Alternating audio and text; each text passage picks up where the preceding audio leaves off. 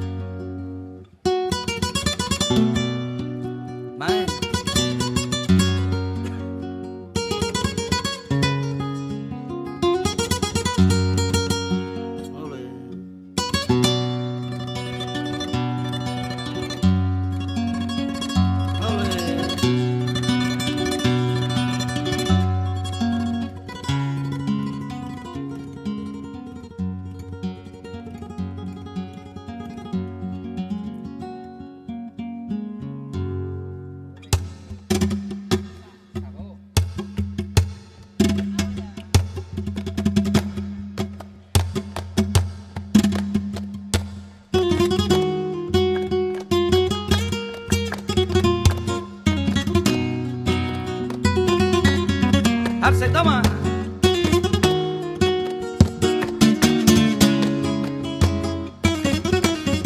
¡Ale! ¡La palmita!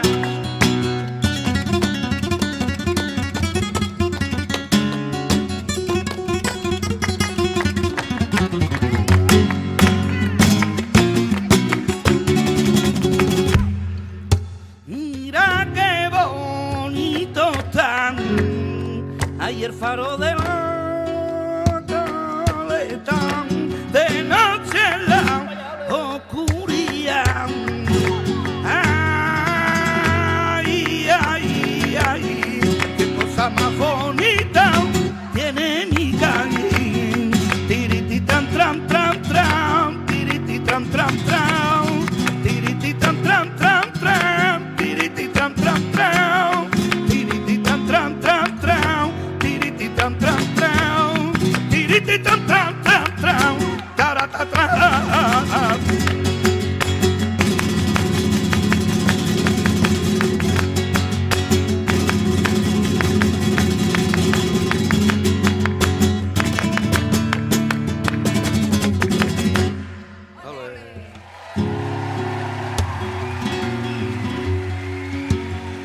Me llama la atención. Tiene dos cositas ahí, ay, que me llaman la atención. La música de mi barrio y la plaza de Ermira. Ay, la música de mi barrio, la plaza de Ermira. Cuando tú quieras primica, cuando tú quieras te va a darte una huertecica a la muralla real, a la muralla real, a la muralla real. Cuando tú quieras primica, cuando tú quieras te va.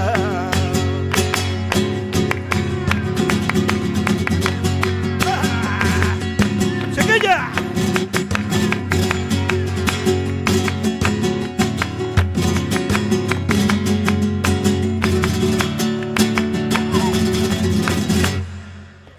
Y andaba y Martín tenga, si no me quiere, ¿pa' qué te encero si yo te quiero? Pero de la no te lo sé, por el cantillo, por el cantillo, por el cantillo, por el cantillo, la mi riba es sagao alillo, la mi richica, la mi ri grande, y estaban hechas las grande.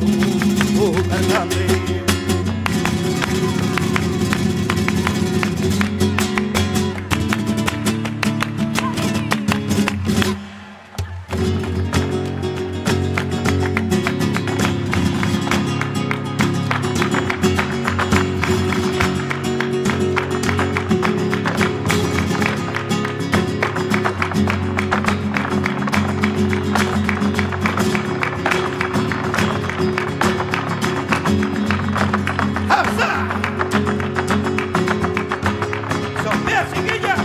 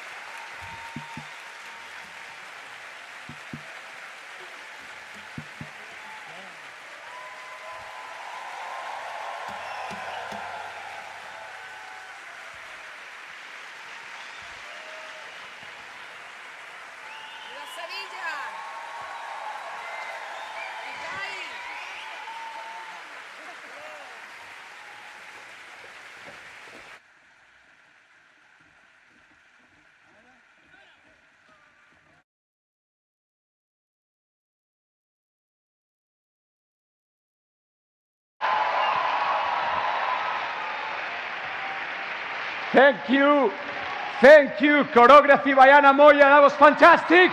Big round of applause, come on! I want to hear you, Erasmus generation. Dear authorities, dear councillors, ministers, vice president of the European Commission, dear teachers, dear students, dear alumni, welcome to this unique Erasmus Plus event. Today, we are organizing the largest Erasmus Plus gathering of its kind ever. We have more than 1,500 people in this room. How amazing is that? Come on, come on, come on. You know, it's a nice coincidence because the people of Sevilla like to call their city the capital of the world. And like you have seen the beauty. I mean, I think it's hard to dispute it. But we can say that today and the following days, Sevilla is not only the capital of the world, it's also the global capital of Erasmus+. And this is because of all of you. So thank you so much for being here. We're going to have a fantastic evening. Come on, another round of applause for all of you. Thank you. Thank you. We have people from more than 70 nationalities, from all sectors, because Erasmus Plus touches all sectors. We have people from all walks of life, all backgrounds, that are gathering here together to celebrate the magic of our beloved program. Let me take a moment to also introduce myself. My name is Juan Rayón, and I'm going to be your Master of Ceremonies today. As I couldn't be otherwise, I am also a member of the Erasmus generation. 9 years ago, I have the pleasure of leaving my beautiful region of Asturias in northern Spain to go on my own Erasmus mobility to Istanbul. Do I have any Turkish people here? Oh, fantastic. It's a very nice week for Turkish people. Good to celebrate it together here. And after my Erasmus journey, I ended up here in Andalusia, arriving to the University of Granada to study there, and that's when I joined the Erasmus Student Network, our fantastic association that is working together with many other stakeholders to organize this incredible event today. In the organization, I discovered even more the power of Erasmus+. And after some years, I had the honor of becoming president of ESN Spain first, and then ESN International. But the story doesn't end up there, because recently, also thanks to the Erasmus Plus program, I had the chance of returning back to my home university, to my alma mater, to my home region, to also work in the Erasmus Plus program, more specifically in one of the flagship initiatives, a European University Alliance that my University of Oviedo leads.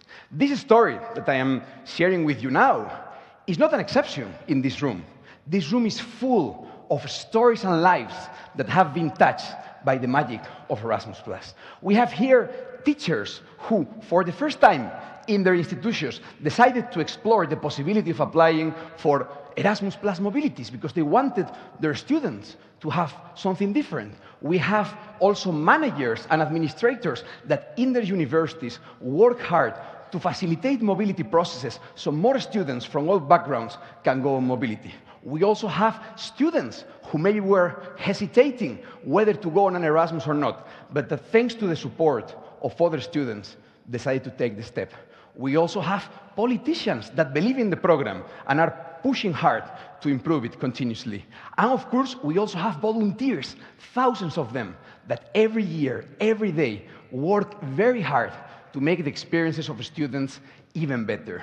That's who we are. That's the Erasmus generation, a very unique generation because, unlike other generations, it's not characterized because of a common age or a common country. Instead, it's characterized by a common set of values, by an understanding that when we work together and we focus on everything that we have in common, there is so much that we can achieve.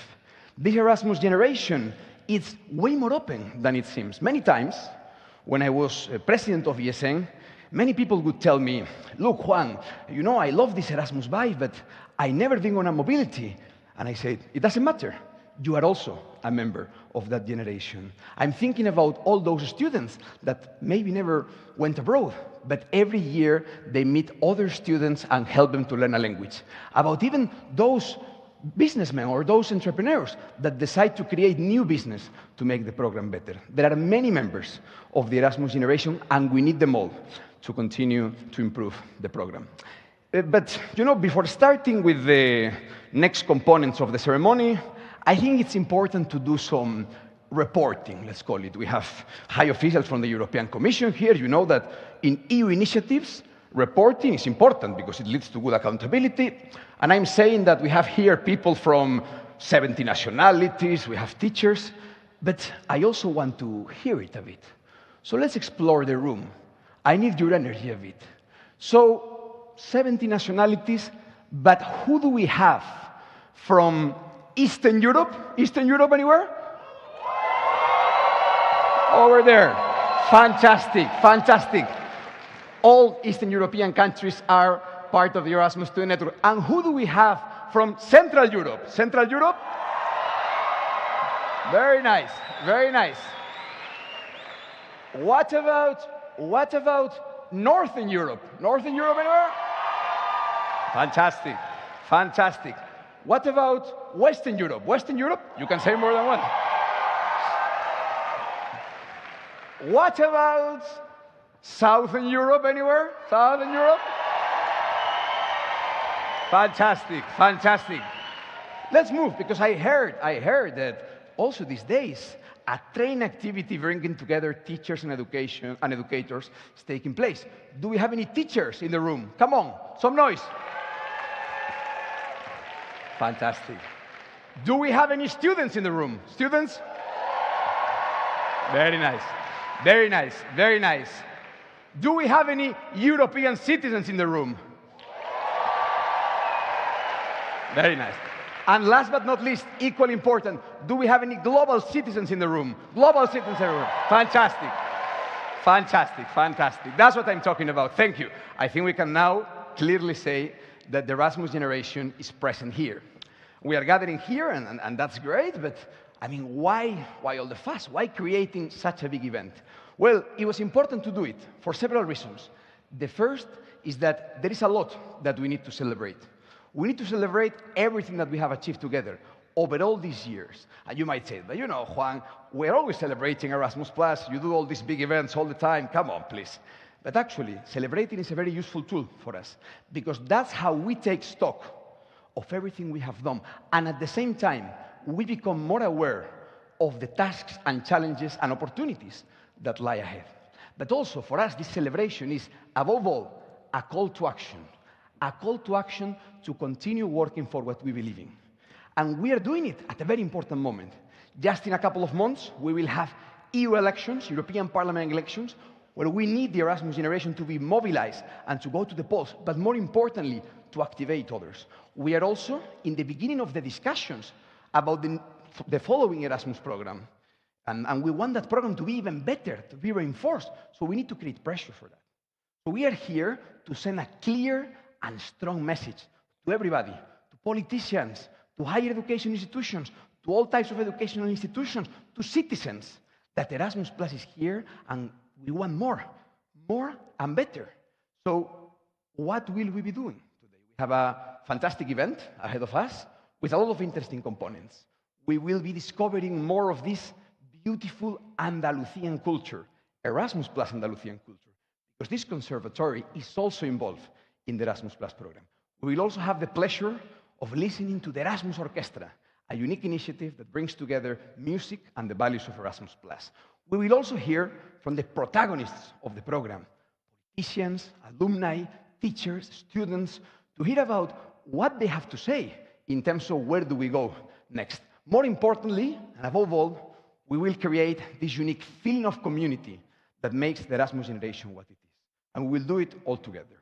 And already starting with the ceremony, we couldn't imagine a better way to kickstart officially this event than listening to the President of the European Commission herself.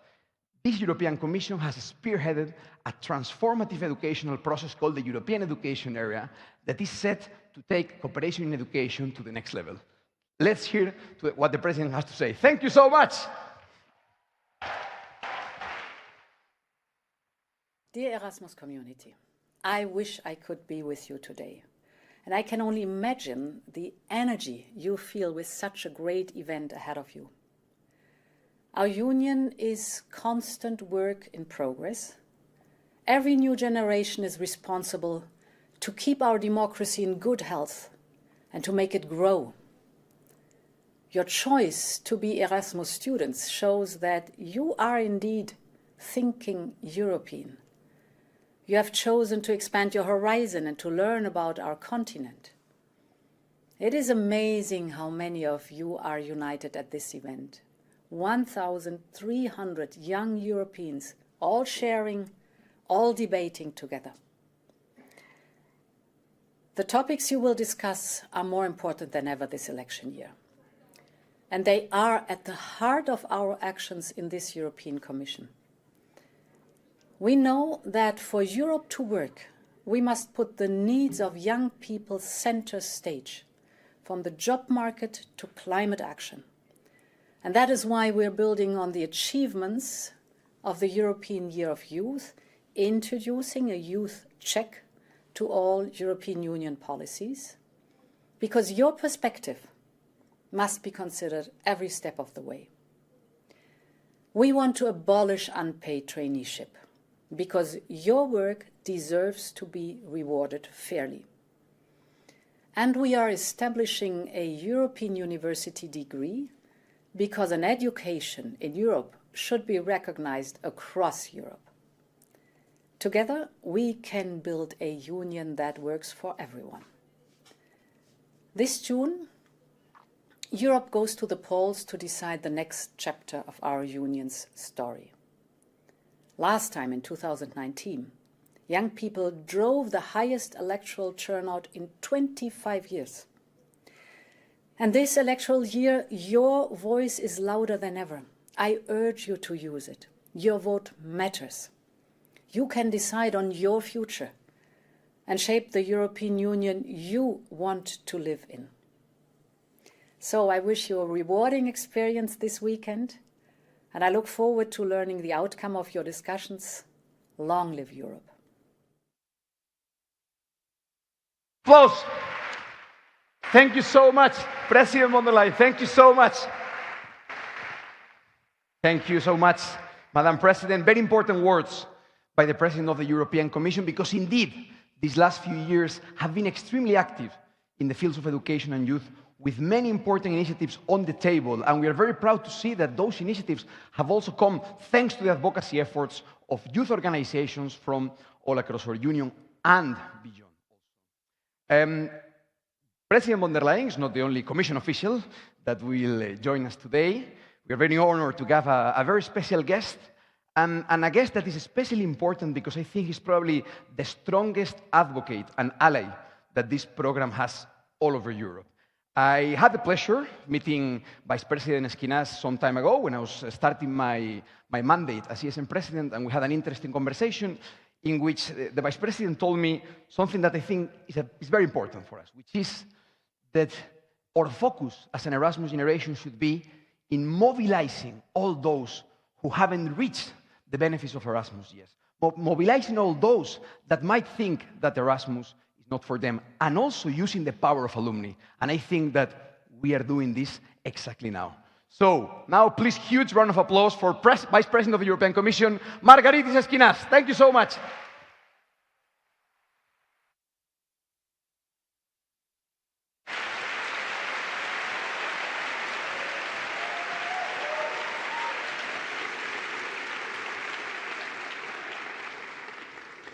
What a pleasure it is to be with the Erasmus generation, and how much Ursula missed for not being here with you today. Querida Ministra, Secretario de Estado, autoridades, dear Erasmus generation, it's such a feeling of joy to join you today. This is the biggest student-led conference in Europe and the symbol of what Europe stands for in today's world, a symbol of youth engagement in democratic life, values, and principles. I'm also glad to be back in this wonderful, magnificent city of Seville, in such a historical and cultural city. This is the third time I visit since the beginning of my European mandate. This morning, together with the mayor of Seville, I attended a ceremony to mark the recognition of Seville as a climate-neutral and smart city, which is prestigious and innovative as a European award. And now, what a chance, on that same day, I'm meeting with you, over 1,000 European students, to celebrate the great potential of our flagship Erasmus mobility program, the most successful European program in the history of European Union, the jewel in our crown.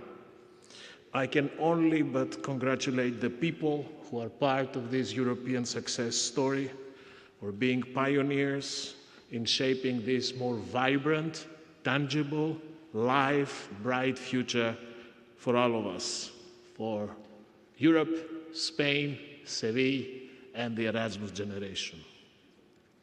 Dear friends, let me start by telling you my personal story. Yes, during my studies, I also did what all of you in this room have done.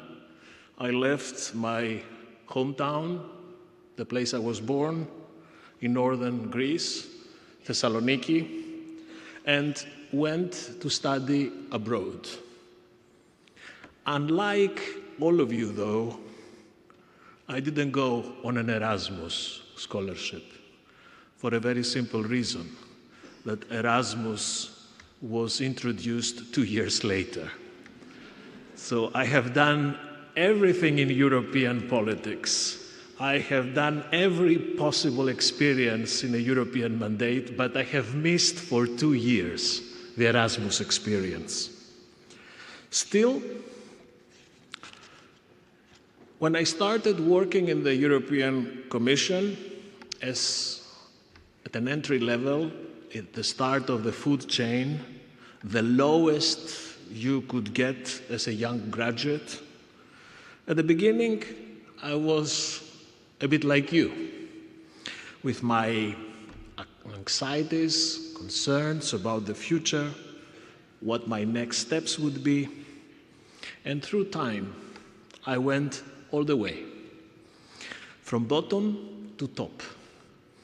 And here I am, standing in front of you, 30 years later, as Vice President of the European Commission, with the responsibility of promoting European way of life, including education and mobility, amongst other things.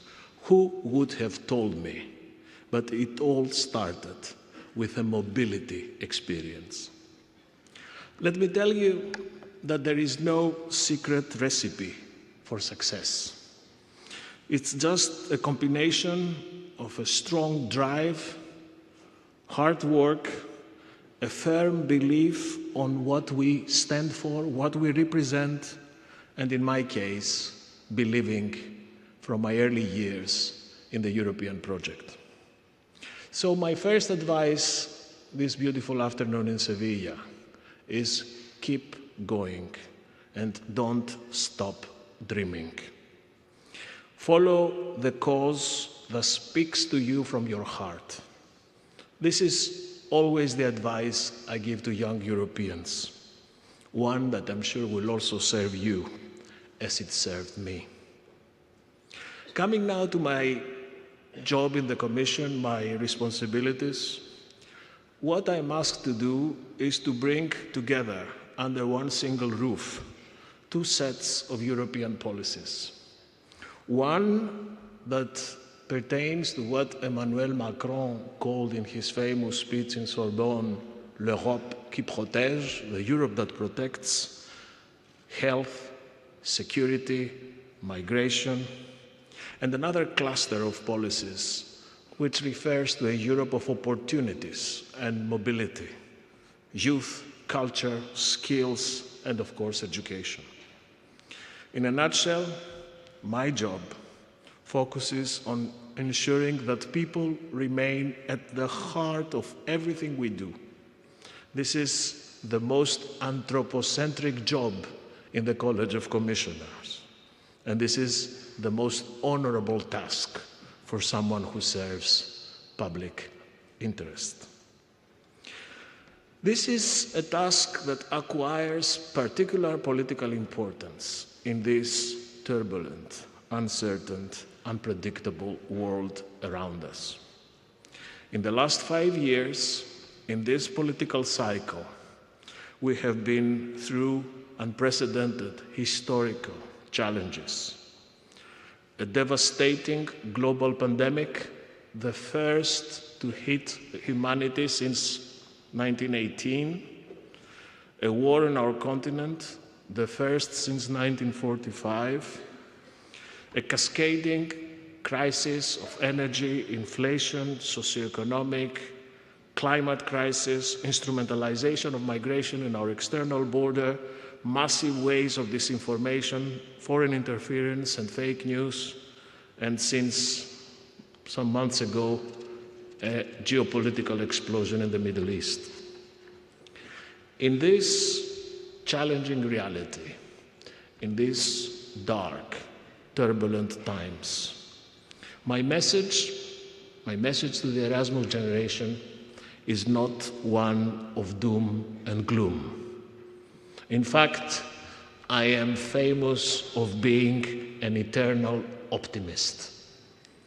And all of these mega stressors, all these disruptive events, or to use a Greek word, all these polycrises have, yes, revealed, of course, our vulnerabilities, but also reinforced our willingness and determination to face them collectively. As Jean Monnet, one of the founding fathers of Europe, predicted almost 70 years ago, Europe, he said, will be forged in crisis and will be the sum of the solutions adopted to face this crisis.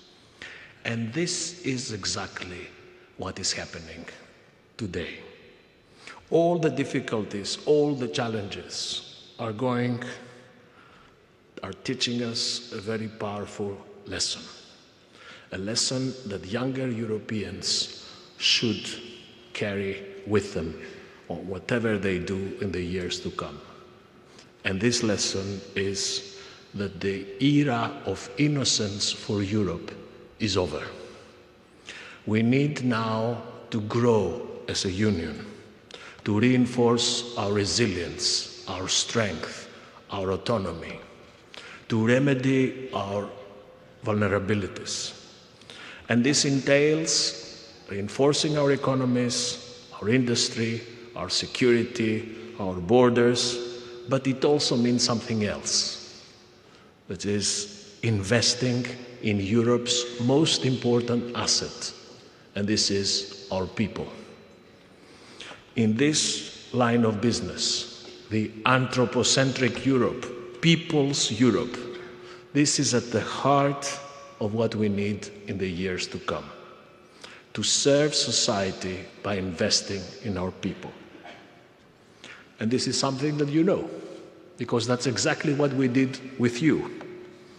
All of you here know that a Europe of opportunities means a Europe of hope and optimism.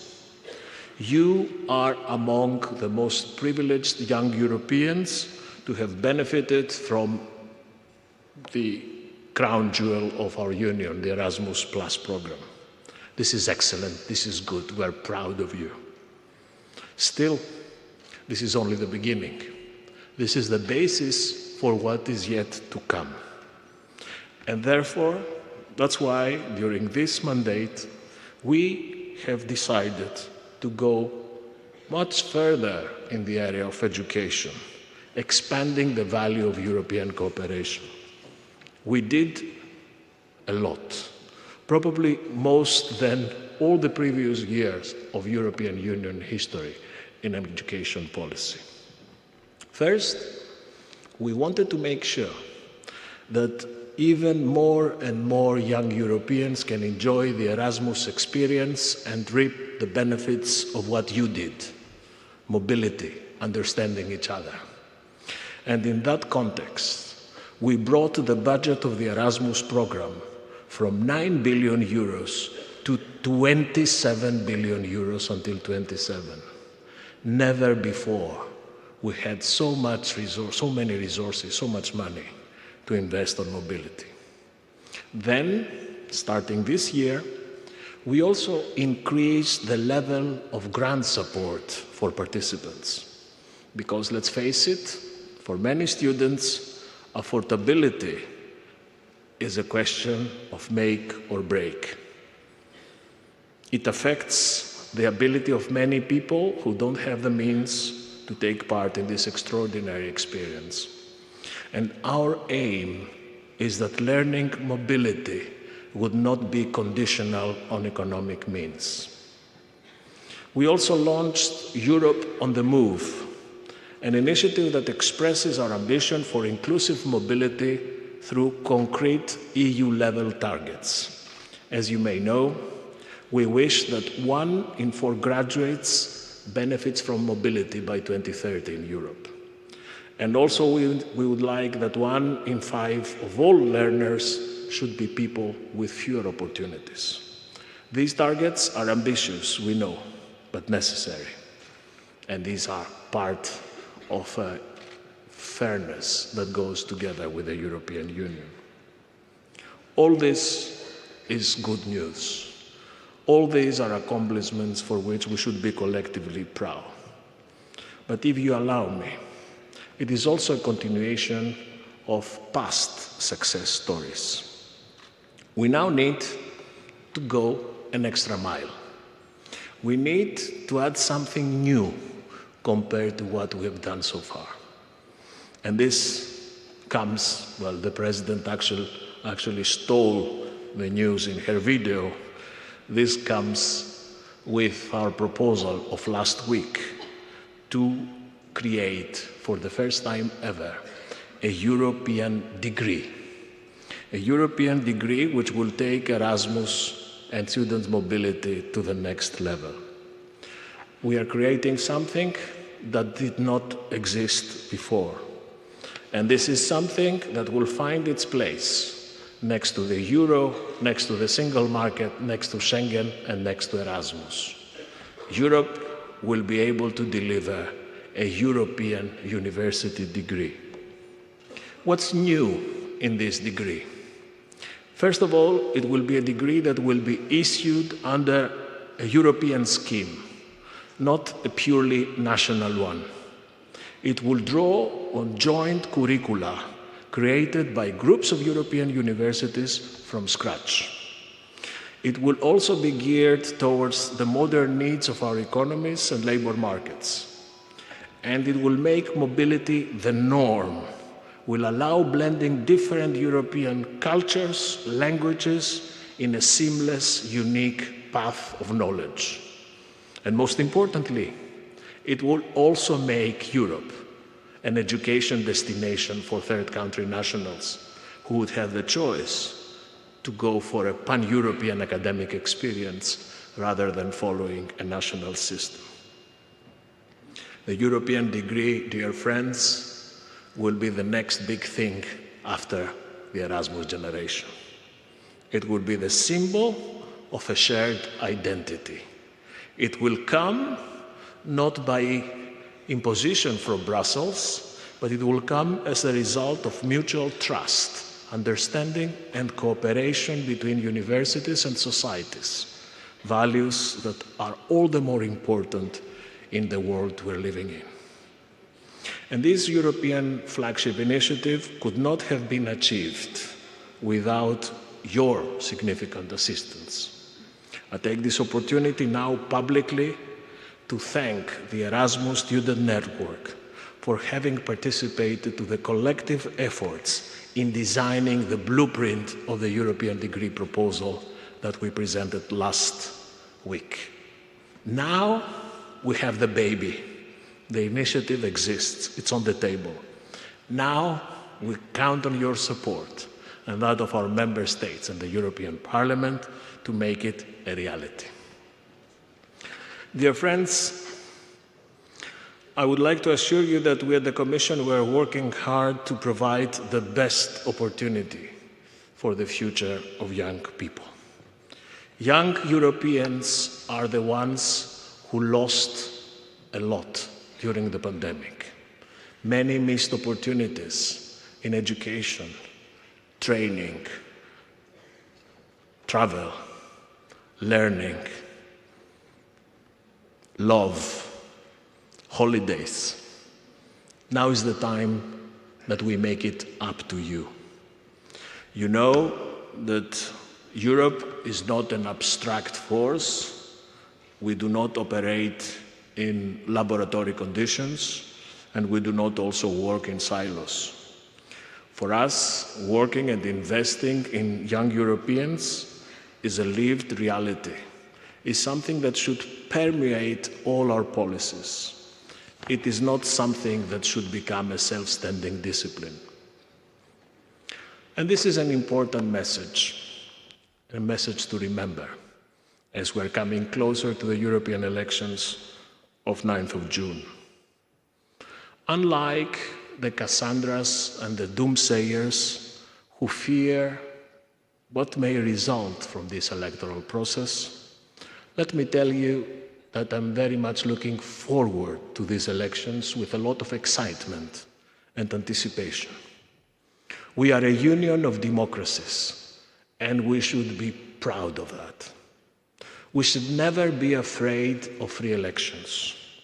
Democracy is part of us. It defines us. It is embedded in our DNA.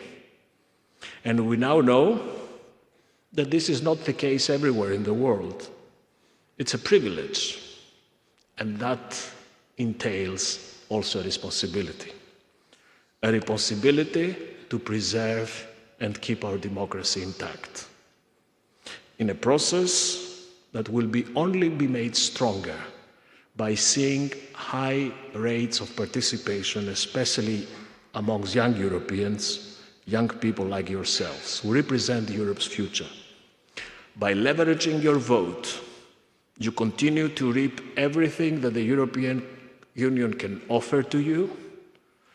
You can establish what kind of Europe you want this to become. You can shape the parameters of designating the next European leadership.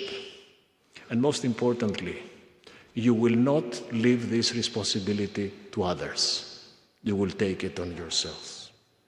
And let me finish with a request, with a message. Now is the time for the Erasmus generation to pay back to Europe what Europe did for you. This is the moment for the Erasmus generation not only to fill this magnificent amphitheater in Seville, but go out, occupy the street, take place in public debate, defend, promote, speak for Europe.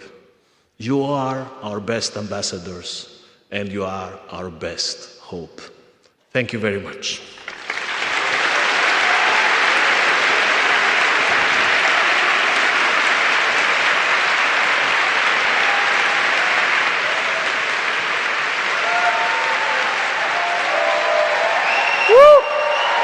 Thank you, Mr. Vice President. Thank you. Thank you so much. Thank you. Very important words from the Vice President, both on initiatives that are going to shape the future of education in Europe, such as this new blueprint for a European degree, but more important, on the state of mind that we need to have as an Erasmus generation, because we can never give in to cynicism. The Erasmus generation is characterized by your energy and optimism. And this is why this event is so important. And my friends, I have to tell you that I cannot imagine a better place to recover our energies and our spirits and optimism than the fantastic city of Seville. I had the pleasure of living here for a year, studying in the University of Seville, and I can assure you that this is one of the most inspirational places on earth. Its culture, its art, its people, everything, just walking around the streets gives you the inspiration to work for everything that we stand for. So we're really honored to also have here with us our representatives from Sevilla's City Council. And I would like to welcome Delegate Blanca Gastalver Molina, who is responsible for education, family, equality, youth, and associations. That's a very big portfolio and very important for everything we do. Thank you so much. Bianca, the floor is yours. Big round of applause.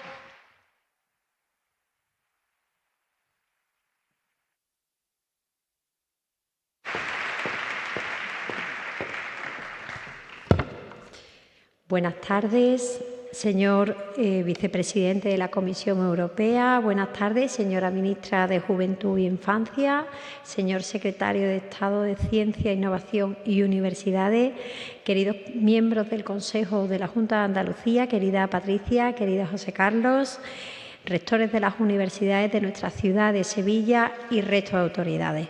Good afternoon, dear students. Welcome to Sevilla. We are proud to you here in Sevilla. Sevilla is the most beautiful city in the world and preferred by you, dear student.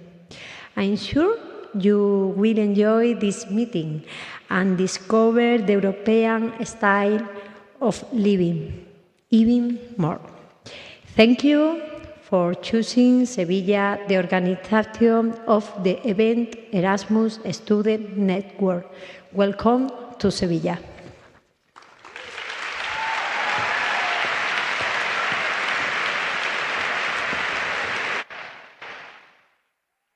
Thank you so much. Thank you so much, Ms. Delegate. We are extremely happy to be in Sevilla for the organization of this event. And Sevilla is not only the capital of the world, it's also the capital of Andalucía, Spain's largest region and the most populated one, and definitely, if not the most, one of the most magical ones. Those of us who have had the pleasure of living here can assure you that it's a unique experience to just discover all the beauty that Andalucía has to offer. But it's not only about the beauty, it's about the history, the culture, the innovation, and also the commitment to the Erasmus Plus program. Andalucía is a leader in Erasmus Plus across all sectors. In higher education, it has some of the best Erasmus Plus grants all over Europe, which encourages participation of students from all backgrounds, but also in school education, vocational education, and adult education, and all the other sectors. Andalucía is a leading region with thousands of schools being involved all across its geography. And for that, we are extremely pleased to have with us Regional Councillor Patricia del Pozo Fernández, who is responsible for educational development and vocational education. Patricia, the floor is yours. Thank you so much.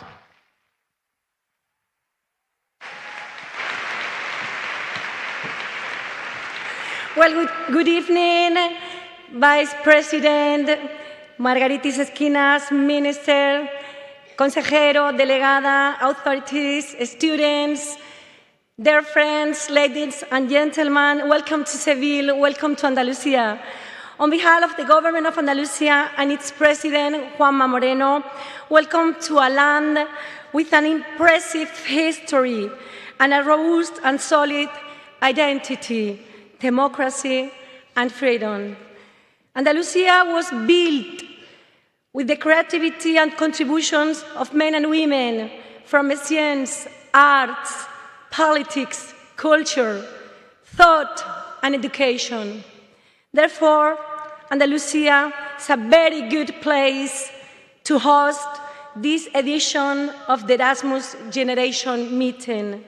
Also, Andalucía is the community with more projects, Erasmus Plus, approved this year, 860. Dear friends, the Erasmus program has fomented not only learning and understanding of the culture and custom of the host countries, but also a sense of community among students from different natures. They are building Europe. And also, Erasmus program is a highly successful program in terms of employability. My dear friends, the best way to build Europe is through education, because it reinforces people's sense of citizenship and belonging. And that sense of belonging naturally leads us to do things together in a common way without impositions. A European university space that was unthinkable a few years ago and now has been achieved. And the Erasmus program and the Bologna plan have been the key in achieving this goal. I belong to one of the first Erasmus promotions in Spain, and that opportunity allowed me to specialize in European law. Now, Vice President, it's time as well for us to build a common space in vocational training, because that is what our companies require of us to continue growing and expanding.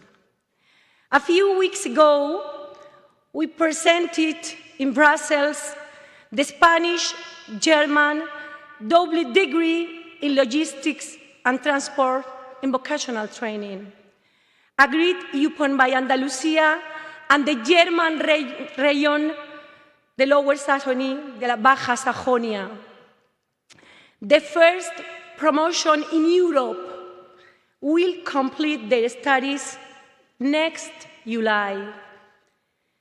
Dear friends, if we have been able to harmonize our regulations between two regions of different countries and even involve our companies, why not try it in all over Europe? We have to do that as well. Dear friends, I finish. Europe needs its younger generations, so well represented here, to get stronger. A Europe built on feelings and values. And education, my dear friends, is the best, the only warranty of success. Dear students, I hope you enjoy your stay in our city, our lovely city, over the next few days.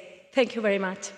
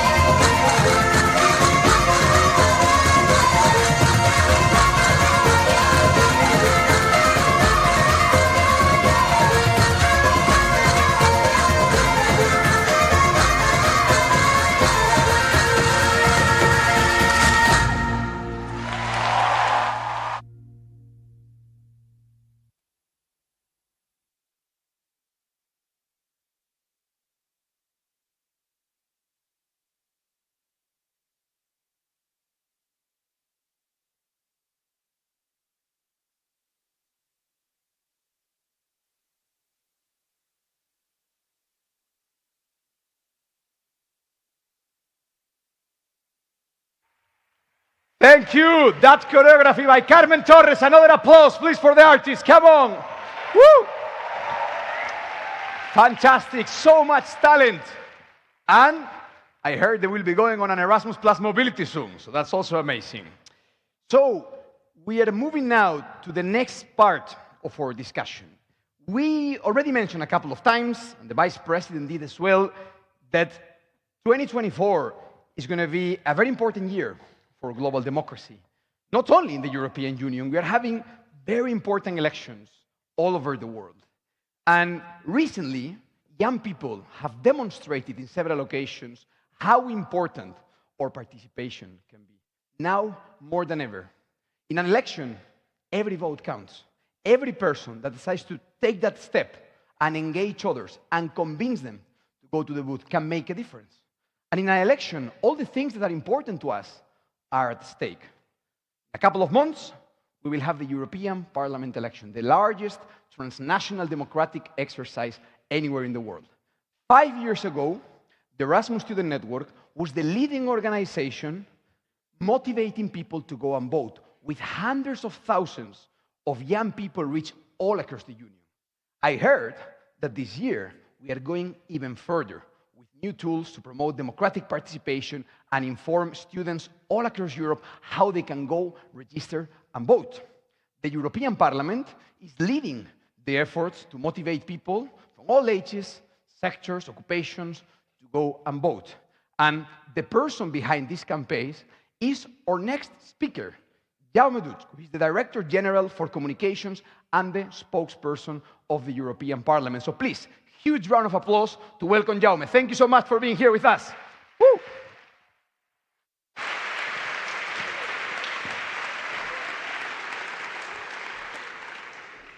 Good evening, Sevilla. Good evening, distinguished personalities, dear all, dear friends. I'm really delighted to be here representing, yes, the European Parliament, and also, of course, President Roberta Metsola.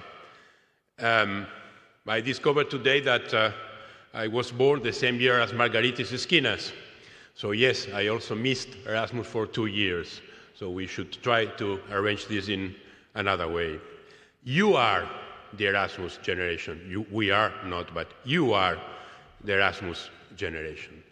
The generation of those Europeans that had this opportunity to live and to learn abroad, and to meet people and experiences, and to have the possibility to understand other cultures different from where you grew up. And yes, this is one of the many benefits the EU provides. A union where people and ideas can travel freely and in peace, and I underline peace. Yes, as you said, we are only 2 months now ahead of the most important European elections ever. And I don't think I'm exaggerating. You are better equipped than many other citizens in the Union to understand what I mean. Many things will be at stake between the 6th and the 9th of June, and some of them are probably essential.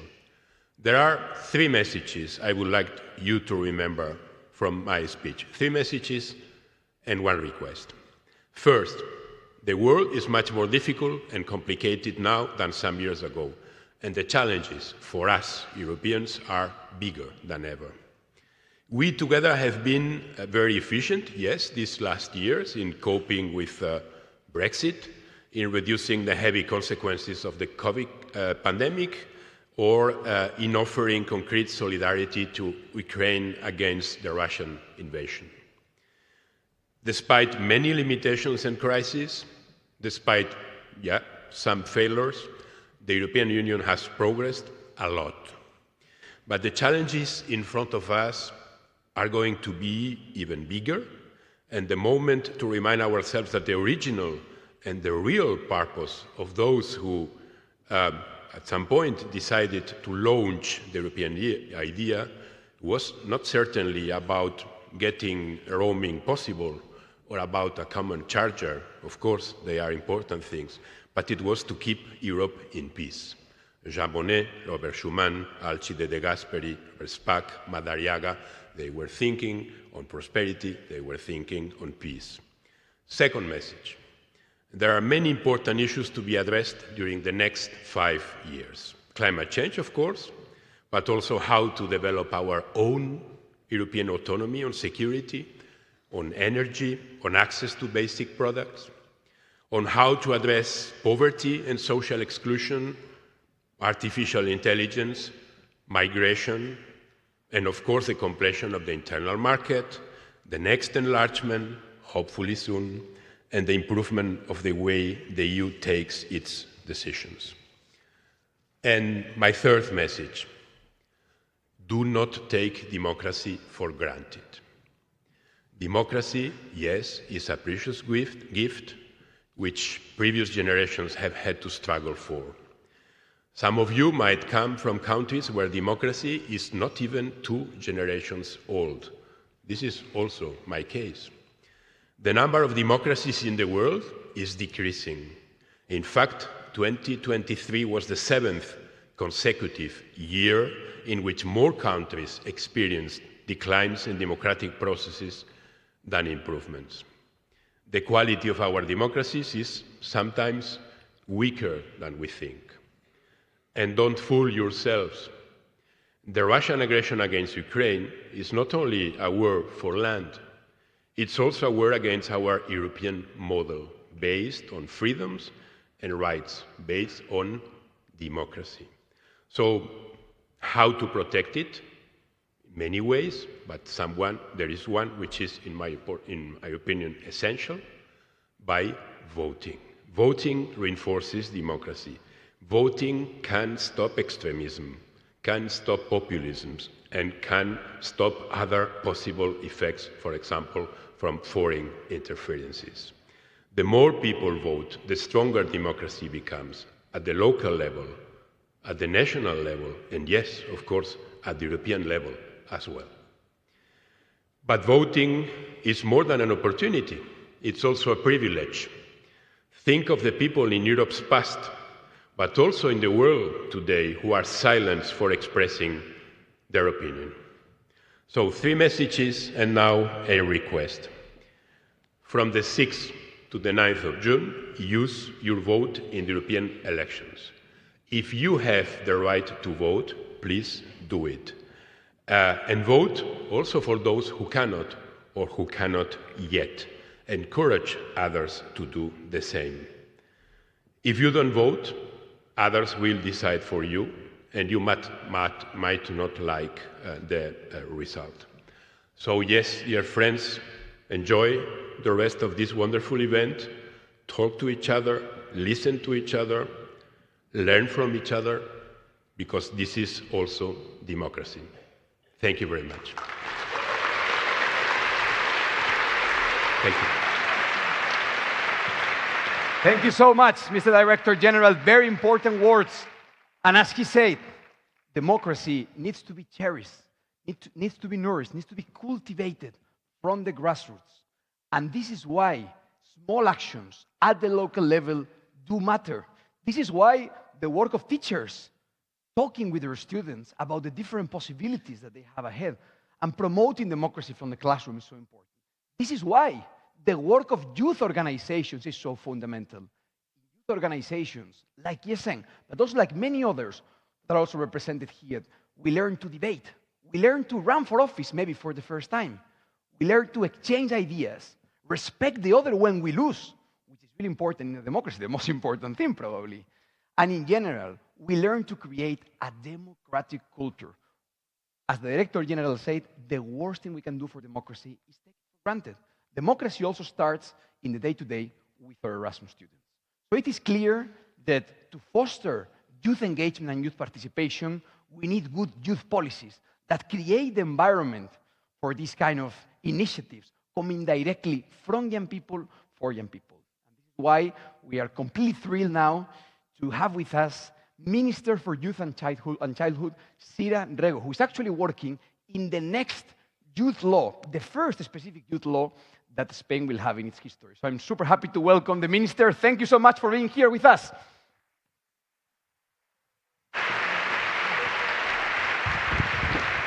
Thank you so much. Dear members of Erasmus Generation, welcome to Spain. Bienvenidos, bienvenidas a España, autoridades. First of all, I would like to thank you for inviting me to participate in the opening of your third Erasmus Generation meeting. As you probably know, this is the first time in the history of Spain that we have a Ministry of Youth and Children. This would not be possible without the work of young people in all areas of society and the organizations and groups that work to make the rights of young people a reality. The slogan you have chosen for this meeting, removing barriers for active and equal participation, is timely and very appropriate. Our commitment as ministry is clear in that sense, to work for equal opportunities and, of course, to remove the barriers that already exist among young people.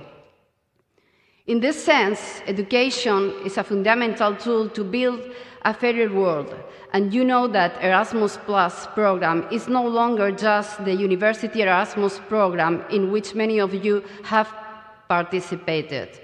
The Erasmus Plus program has 6 chapters, and 2 of them, youth and sport, are managed directly by the Spanish Youth Institute in Juve. We also manage another European youth mobility program in the field of volunteering and cooperation called the European Solidarity Corps. Both Erasmus Plus Youth and the European Solidarity Corps are examples of inclusion in our country and in Europe. More than 40% of their participants belong to one of the groups with fewer opportunities, and more than 45% of approved applications are dealing with sustainability. This means that your concerns about the climate crisis are also present in this kind of European projects. I'm proud to say that we have one of the most positive European youth in terms of mobility. We are the second country in sending participants in the Erasmus Plus youth program, around 20,000 participants per year, and the third country in the European Solidarity Corps, with around 2,000 volunteers per year. We are also the second country in number of Discovery EU applications, with almost 35,000 applications per year.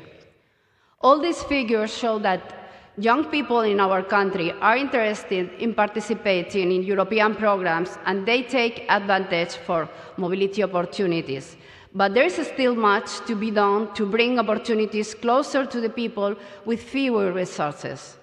Only by closing inequality gaps we will build strong societies, plural societies, inclusive societies, and thus strengthen our democracy. I will not fail to mention an upcoming milestone, the European elections, and that there will be dozens of initiatives within the framework of the European Youth Week, which aims to celebrate and promote the commitment, participation, and active citizenship of young people throughout Europe. This initiative will take place all over our country with a common goal: to strengthen our democracy by exercising our right to vote. The Europe of the future will be designed in the present, and young people have a lot to say and contribute. I encourage you to be an active part of this process. I wish you a good day and good work. Thank you.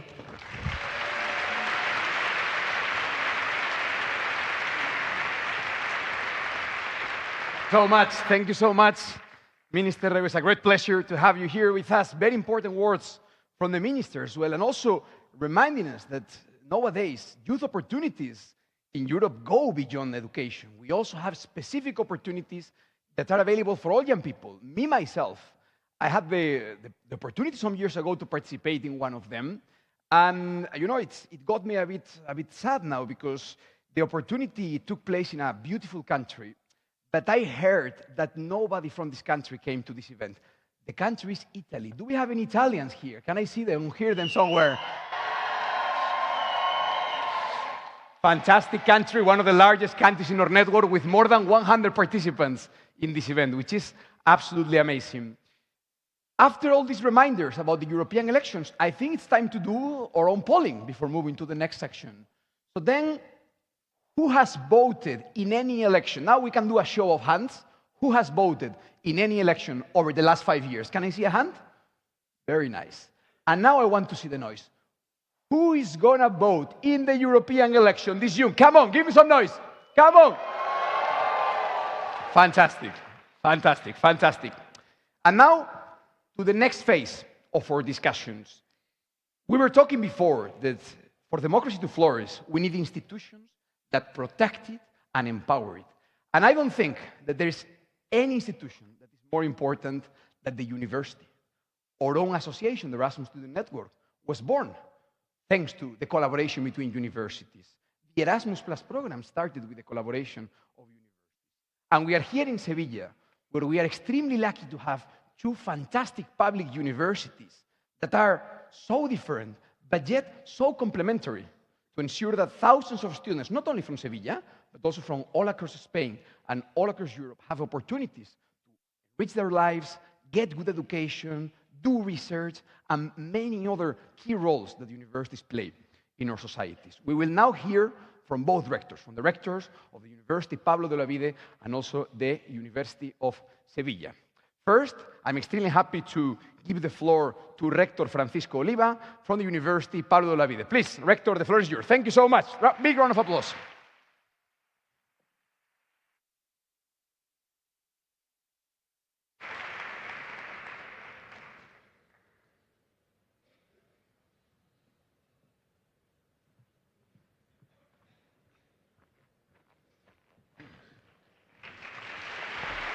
Hello.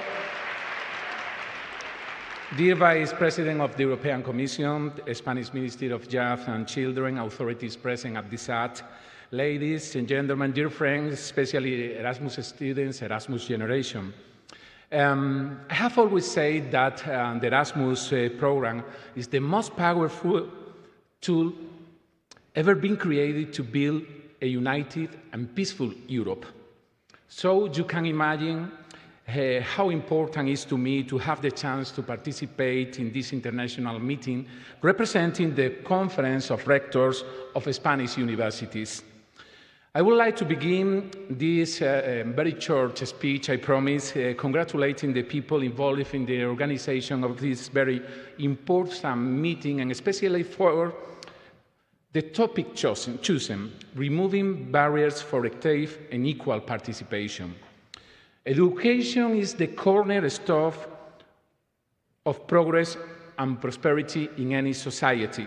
However, sometimes access to qualified education and opportunities have often been limited by socioeconomic factors, by geographic location, and, of course, inequalities. We must recognize that every individual, regardless of their background or circumstances of living, deserves the chance to pursue their aspirations on a global stage. By breaking down the different barriers to international opportunities, we not only enrich the life of students and young people, but we also foster cross-cultural understanding. We are able to promote diversity and to promote the notion of global citizenship. Through initiatives such as, for example, exchange programs, scholarships, and collaborative programs or projects, we can empower the next generation of young people to become leaders and agents of positive change in our world. And because the role of our public universities is crucial in this aspect, I can say as rector of one university of the city of Seville, that our commitment to achieve this goal is out of any doubt. Moreover, the core of any democratic society is the active participation of its members, of its citizens. Democracy thrives when all the voices are heard and all individuals have the opportunity to engage meaningfully in all the decision-making processes throughout Europe. As we approach, as has been said here before, to the European Parliament elections, it is imperative for me that we ensure the full and equal participation of every citizen of the European Union, and especially the young people, by promoting civic education, enhancing access to information, and creating platforms for collaboration. We can cultivate a culture of active citizenships and strengthen the foundation of our democracy. In conclusion, let us seize this moment as an opportunity to reaffirm our commitment to removing barriers for active and equal participation in Europe. By embracing the two pillars of inclusive international opportunities and participation in our democratic life, we can create, I'm pretty sure, a brighter, more inclusive future for all generations to come. Thank you very much. Thank you so much, Mr. Rector. Very important words reminding us that this weekend there will also be crucial discussions on how we can work together to remove barriers for equal participation in a moment in which education, and more specifically higher education in Europe, is being transformed with initiatives like the European University Alliances, European degree, increased mobility, and many other components. And we need to push for all those initiatives to be fully inclusive. Speaking on European University Alliances, our next speaker, the rector of the University of Seville, is actually leading one of those alliances. So I'm sure that he can also tell us more about that. Please welcome Rector of University of Seville, Professor Miguel Ángel Castro. The floor is yours, Professor. Thank you so much.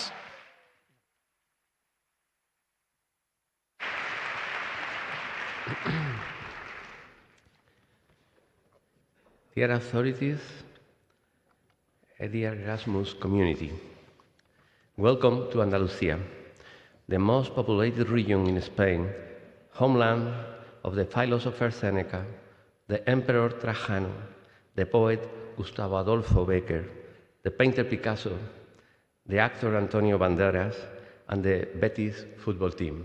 Welcome.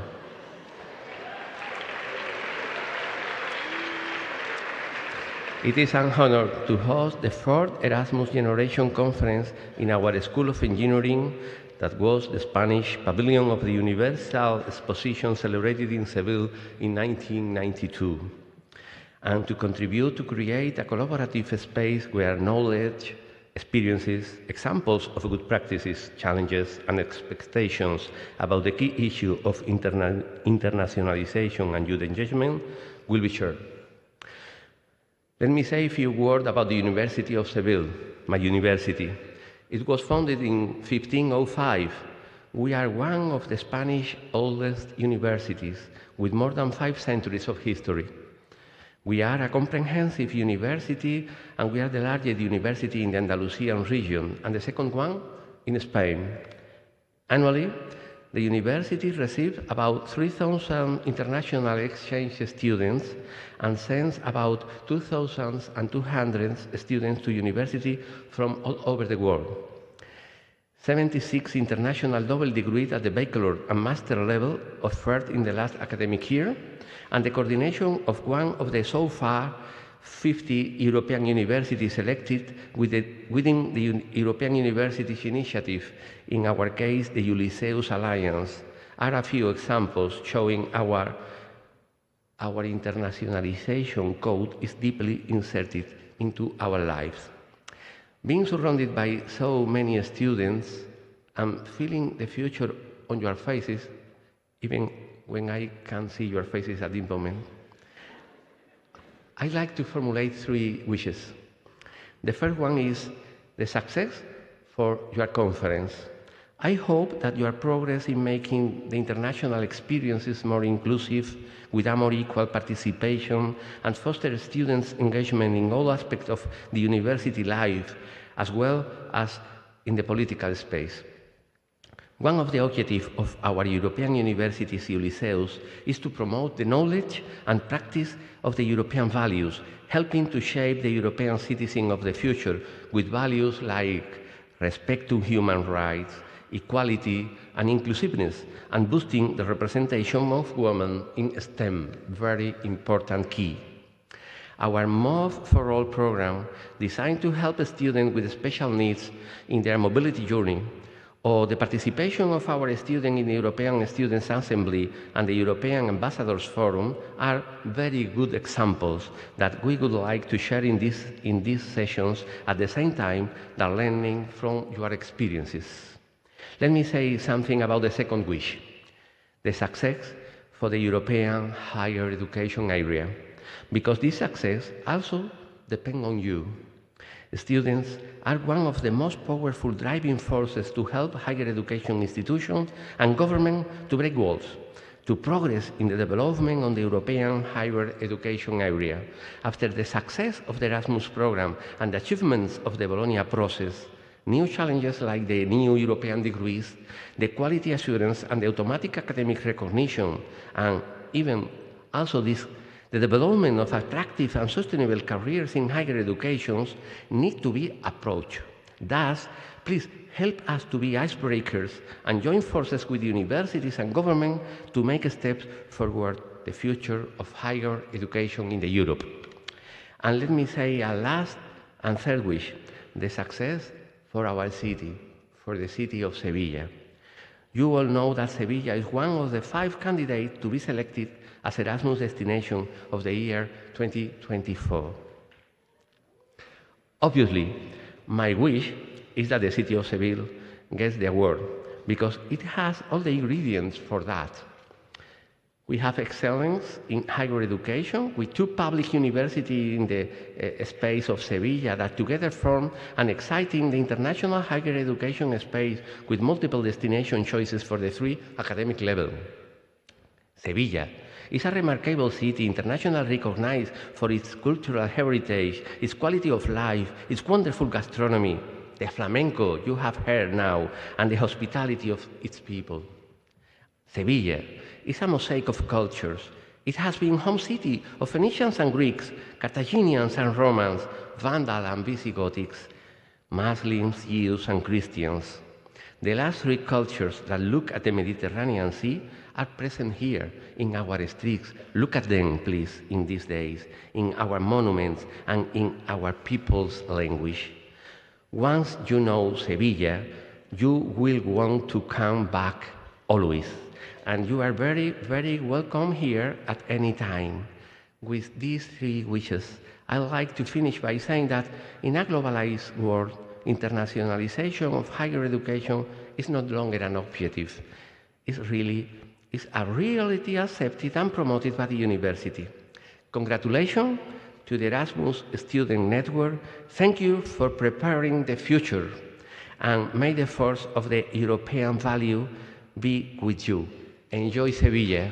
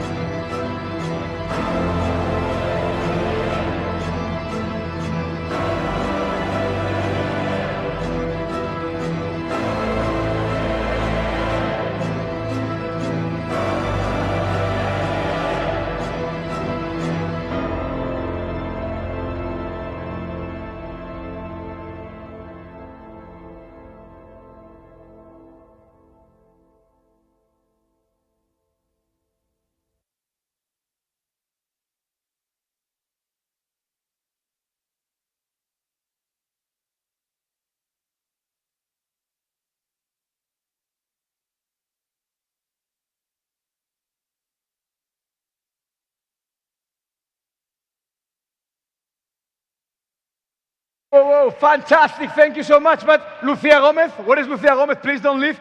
Please don't leave. Lucia, come here. Huge applause for Lucia, please, because Lucia, this mic is for you, Lucia. So Lucia is not just an outstanding dancer, as you could all see. Lucia is also an Erasmus Plus alumni, if I'm not wrong, right, Lucia?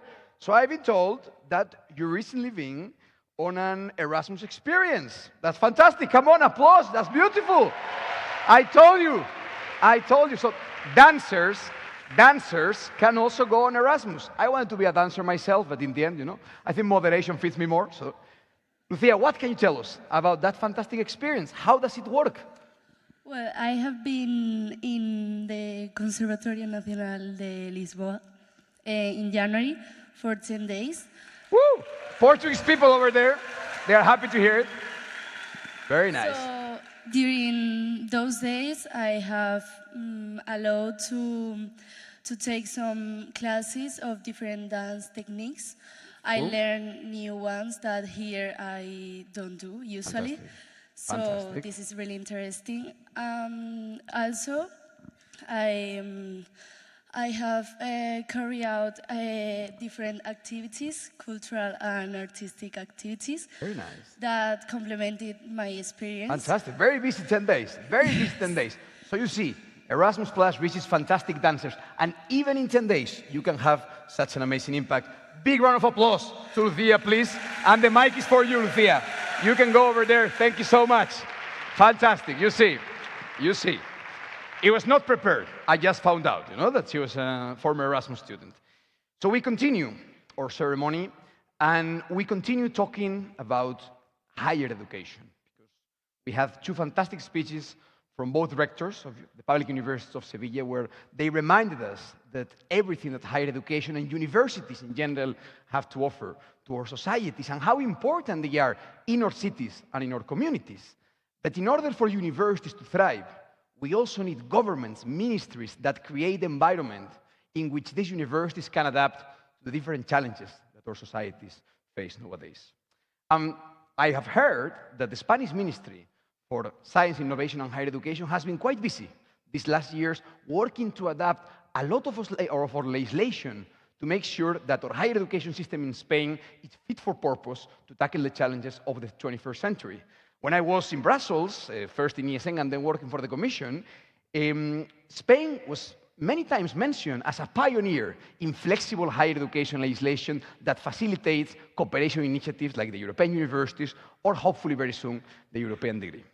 So for all those reasons and many more, it is a great honor to welcome Secretary of State Juan Cruz Iguidosa, Secretary of State for Science, Innovation and University. Secretary, the word is yours. Thank you so much.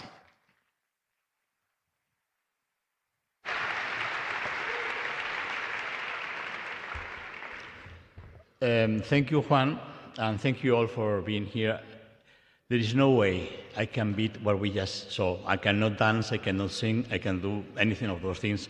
So I will just keep to my message.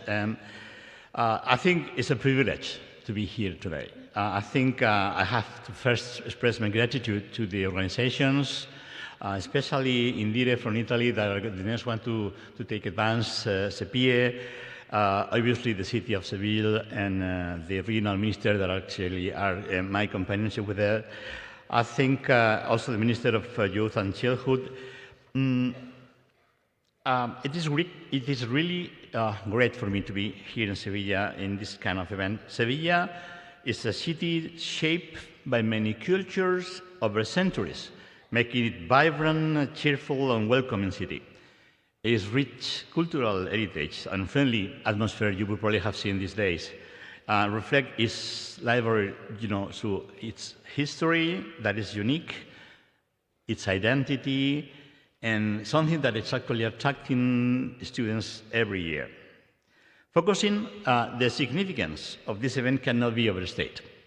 Bringing together over 1,500 young people from all around the world to discuss topics such as international opportunities, participation in democracy life, serve actually as a symbol of this hope and progress. I would like to highlight the importance of international education to raise awareness and understanding of European values such as unity, diversity, social, cultural, and historical heritage.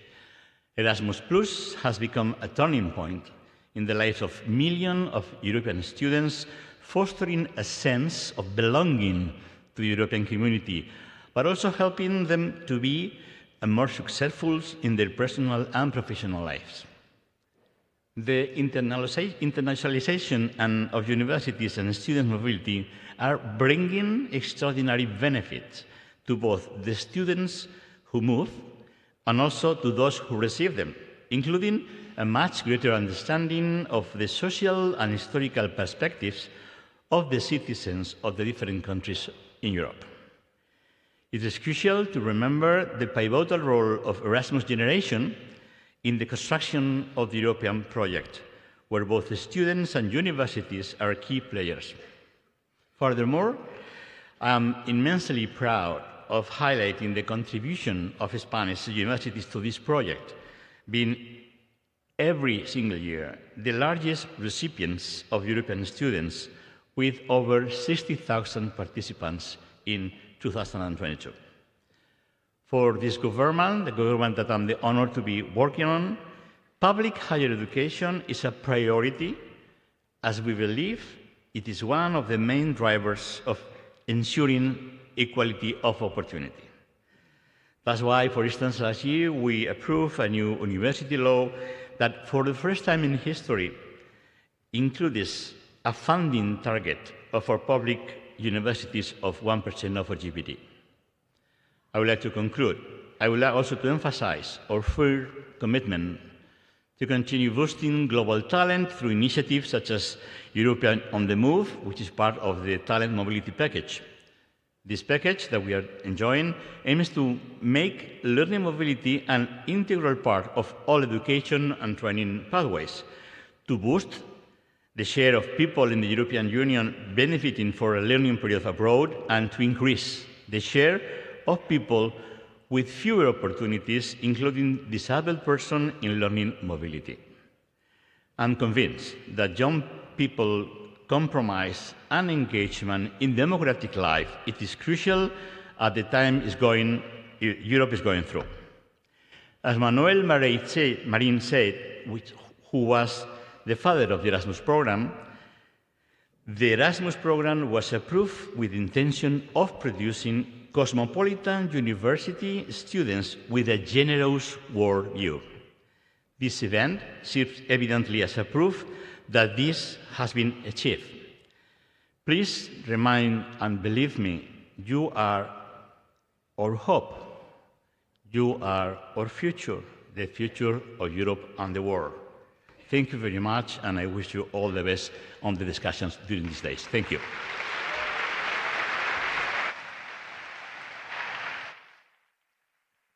Thank you. Thank you so much, State Secretary, for those important words and also for your continuous advocacy at the European level for more cooperation in the field of education. The State Secretary mentioned something really important, which is Spain's role as a leading recipient of Erasmus students. And I think this is an honor that Spain has had for many years.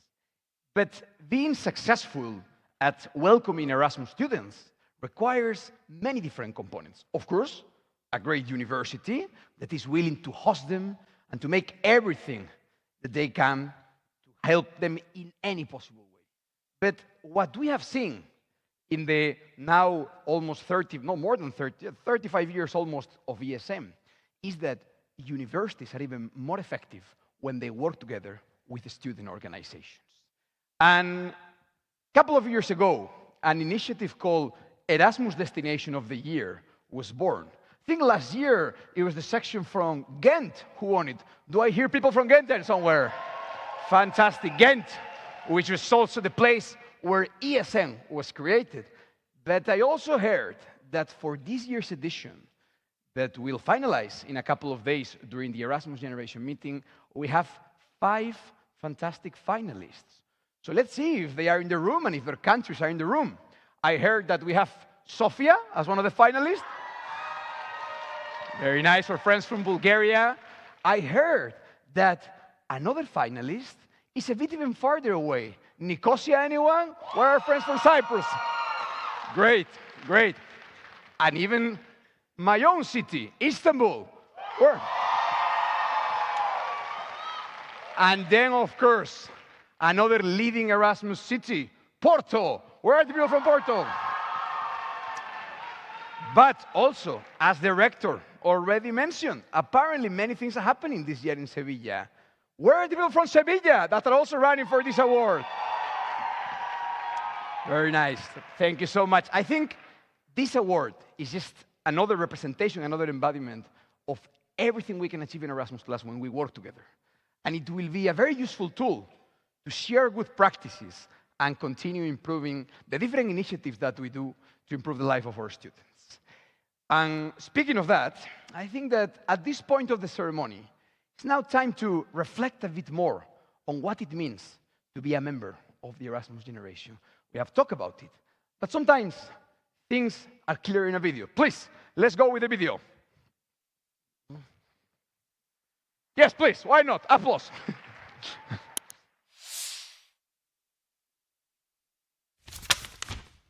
When I was younger, I used to look outside my window, towards the planes in the sky, hoping that one day I will be one of the people breathing among the clouds.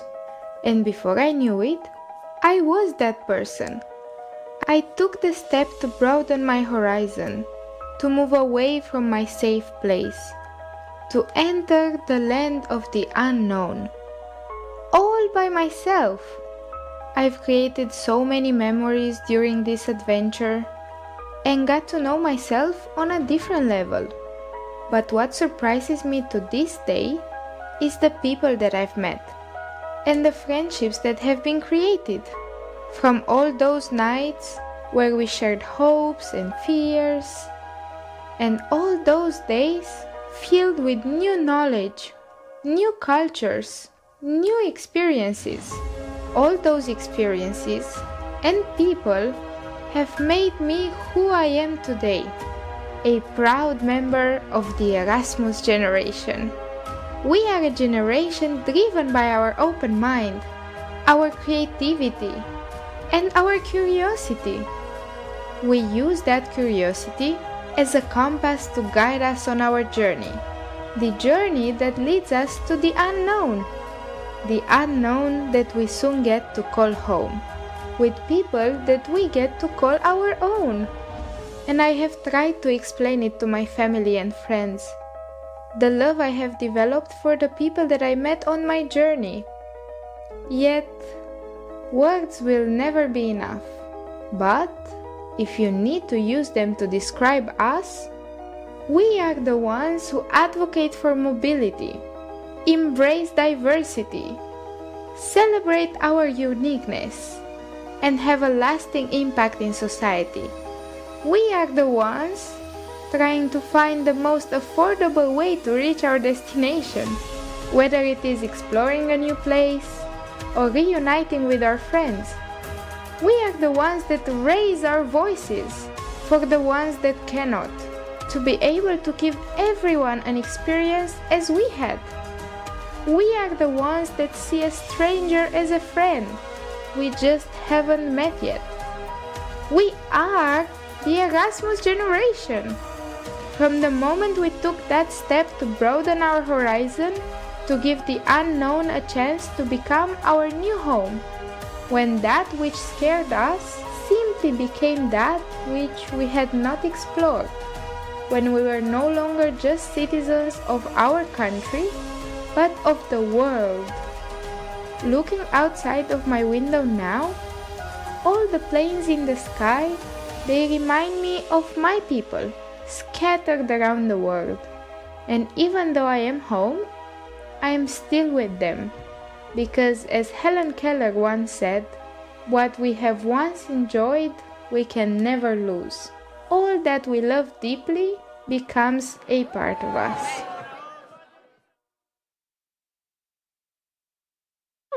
Fantastic! Fantastic. That was beautiful. This is what the Erasmus generation is all about.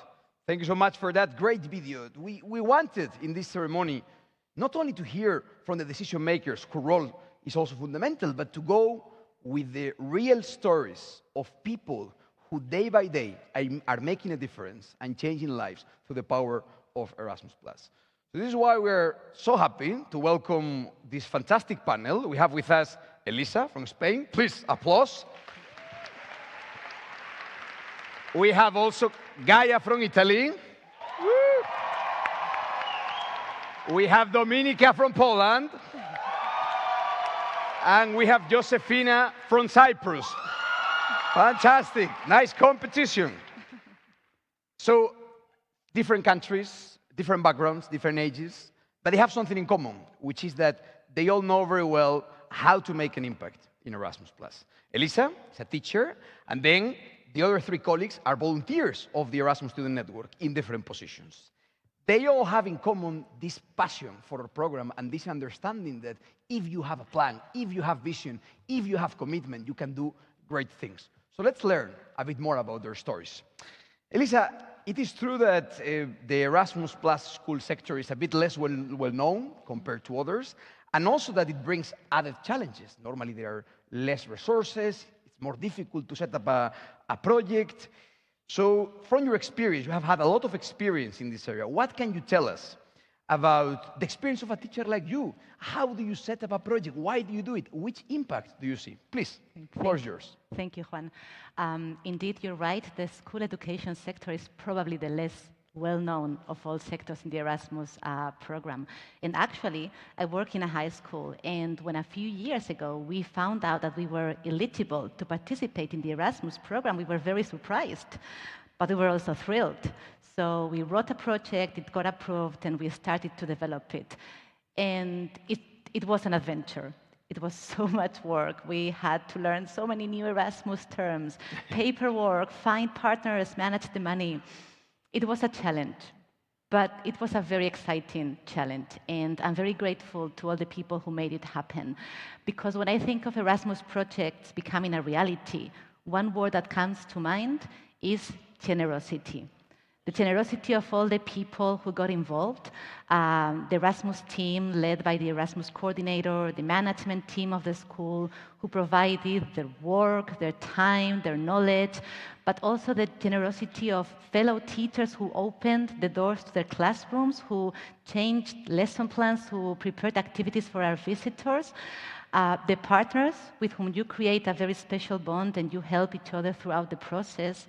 And finally, the generosity of the families, because they trust the school, they trust the program, and they welcome participants in their house as a member of their family. So yes, developing a project is a challenge, it's an act of generosity, but I think that once you take a first step, this transformation process is unstoppable. Fantastic. I want to think of Erasmus schools, of my school, of our school, as a school that welcomes. We've always been welcoming, of course. We've participated in many projects. But I think that Erasmus has given us the opportunity to offer our students a very valuable present. And not just to those who participate in mobilities, who obviously benefit greatly from the program, but also to those who in their classrooms, they open the doors to participants from different nationalities, because you can see the impact it has. You can see their excitement. You can see their curiosity. They want to know things. They ask questions. They want to explain. They get to see their own culture through a different perspective. So I think Erasmus gives us the chance to celebrate diversity. And as teachers, we believe that's a very, very, very valuable lesson to be learned. Please, big round of applause. That was great. Elisa, thank you. Thank you for your work.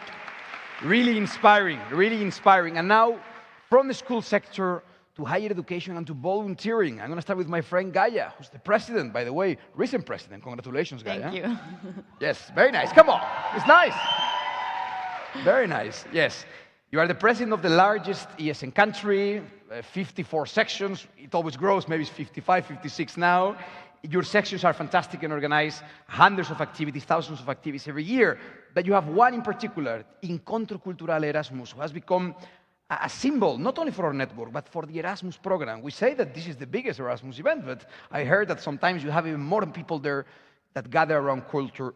So what can you tell us about this Encuentro Culturale Erasmus? What makes it so unique, and how does it help to transform the Erasmus experience of participants. Please, Gaia. Thank you, Juan. So I want everyone to imagine this. You're a 22-year-old student going on your first ever international experience. You're walking through the streets of Rome. You're surrounded with all your new international friends. You look around, you see flags from every country, laughter and music fills the air, and then you turn around and suddenly you see the Colosseum. Cool, right? Sounds good. This is exactly the feeling that we want every participant that comes to Incontro Cultural Erasmus, or as we like to call it, ICE. We want everyone to experience at this very unique event. Let me show you let me tell you what Incontro Cultural Erasmus is, for those of you who don't know.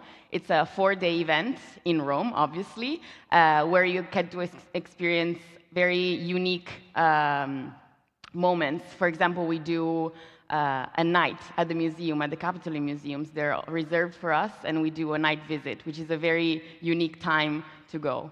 You asked me how it's unique and how we can change the Erasmus experience. Well, as Yes in Italy, we believe that culture can connect people, and that's exactly what Incontro Culturale Erasmus is about. We're not new to this event. 2024 will be the 16th or 17th edition. You've been there, you know how fun it is. Definitely. And we're very lucky and honored to have received many acknowledgements during the years, not only the ESN Awards, which we like to brag about, but also we've had the chance to meet the Pope a couple years ago, and this year we got awarded the medal of the presidency of the Italian Republic. Fantastic. So I believe it's a very unique experience because it allows us to connect the Erasmus generation through culture, through intercultural dialogue, which is, you know, one of the core values of Erasmus program. Fantastic. Thank you so much. That was fantastic. Applause. Gaia, truly inspiring. Great leader. Thank you so much, Gaia. And now from culture to another pressing issue, a key theme of this event and of the events happening, the train activity, the Erasmus Generation meeting these days, which is civic engagement and participation. So the next two speakers are part of the Erasmus Generation in Action project that is led by ESN International and is funded very generously by the European Parliament. And we have already heard from the Director General how important it is to bring people to the booth, but now we want to hear from you, from the protagonists, from the ones that are actually mobilizing people every day. We'll start with Dominica. And Dominica has probably a lot to say because very recently, Polish young people went to the booths in mass numbers, you know, like pushing changes in the country that were very important for many of you and inspiring young people from across the continent. So what can you tell us, Dominica, about your activities to foster civic engagement in the context of EGIA? Please, the floor is yours. Thank you, Juan. Yes, so as you mentioned, in Poland in October this year, something very special happened. We are having our parliamentary elections. And as you can imagine, in Poland, voting in elections is actually a very particular thing because, like it was previously said today, for us, voting freely in the elections is quite a new concept. We are the second generation, I believe. So when it came to those particular parliamentary elections, 75% of Polish people voted. This is an unexpected number, to be sure. And 70% of young people voted. It actually showed that we are willing and able to actively shape the future of our country. And as you can imagine, this is something that all Polish people are incredibly proud of. But the good thing that actually followed this is the fact that this curiosity about democratic participation, about active citizenship, it didn't disappear after the elections themselves. That the interest in those sort of things became mainstream. People are discussing this with their peers. People are watching live streams of the plenary sessions of Polish Parliament. This is insane if you think about this. So we as ESN Poland want to capitalize on this thing, to keep young people interested and to push it forward up to the European elections and beyond. And actually Erasmus Generation in Action proved to be a perfect tool for us because it provided us with resources, with the materials to actually, keep the interest of the students and make sure that when the May will show, they are going to vote. So two of our sections created and organized those promotion of mobility activities, as we believe that promoting mobility is actually the easiest way to showcase the values of the European Union and the strength that it's providing to the youth. And so ESN PWR and ESN UAM Poznań together created a event that put together the international students, the local Polish students, and they did that with the collaboration of the universities and also city representatives in order to empower them and to show them the plenty of opportunities that are available for them. Right. And so this way we hope that the young people will understand that voting in European elections is actually voting for the Erasmus, because the Erasmus is future. Exactly. Thank you so much. Please, huge round of applause. Dominica, really inspiring. And now, from one of the largest countries of our union to one of the smallest, Cyprus, a beautiful and vibrant small island country full of passion and full of fantastic people like you, Josefina. And in a country that is an island and it might seem a bit farther away from other EU countries, it can be a bit more challenging to engage with EU affairs, right? Because you cannot just maybe take a Flixbus and go to the country that is next to you. However, ESN Cyprus is one of the most engaged ESN countries in spreading the word about youth engagement, doing countless activities, meeting stakeholders, even the Vice President of the European Commission recently. So this is truly inspiring, and we want to know more about it. What can you tell us about your initiatives to mobilize young people in Cyprus?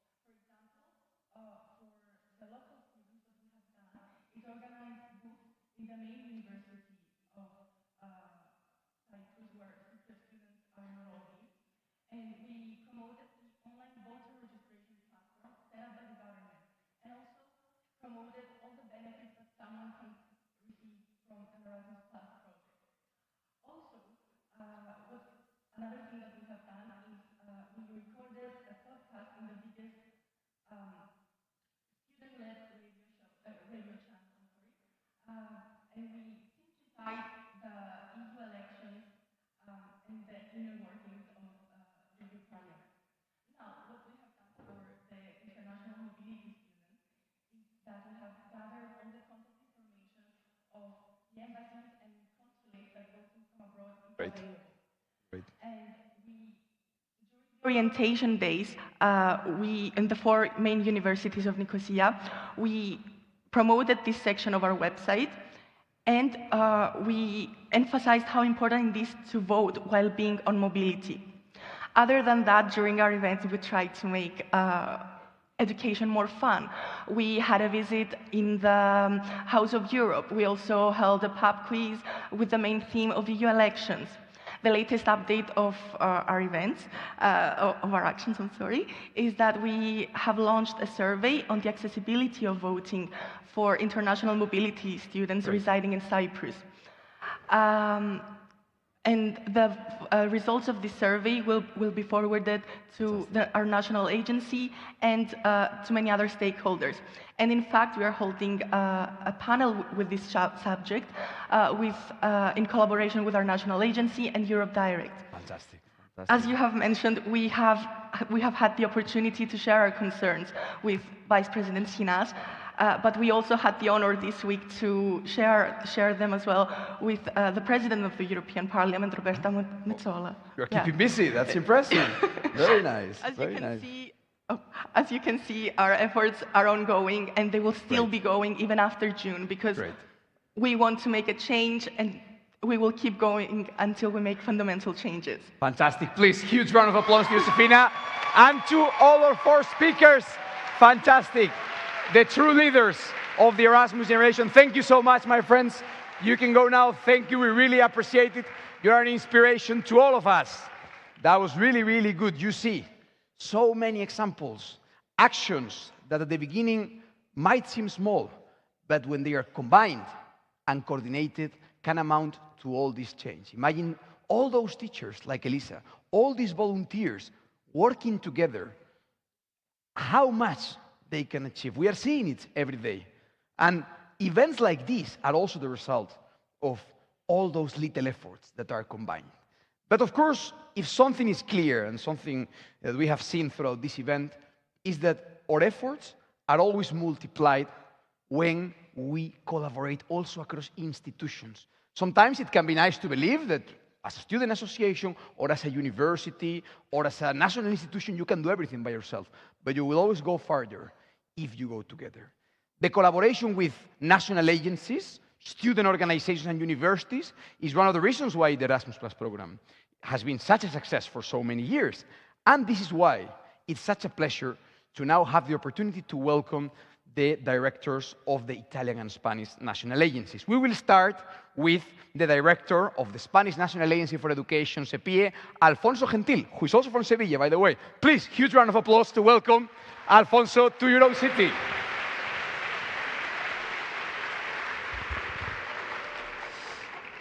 Buenas tardes a todas y todos.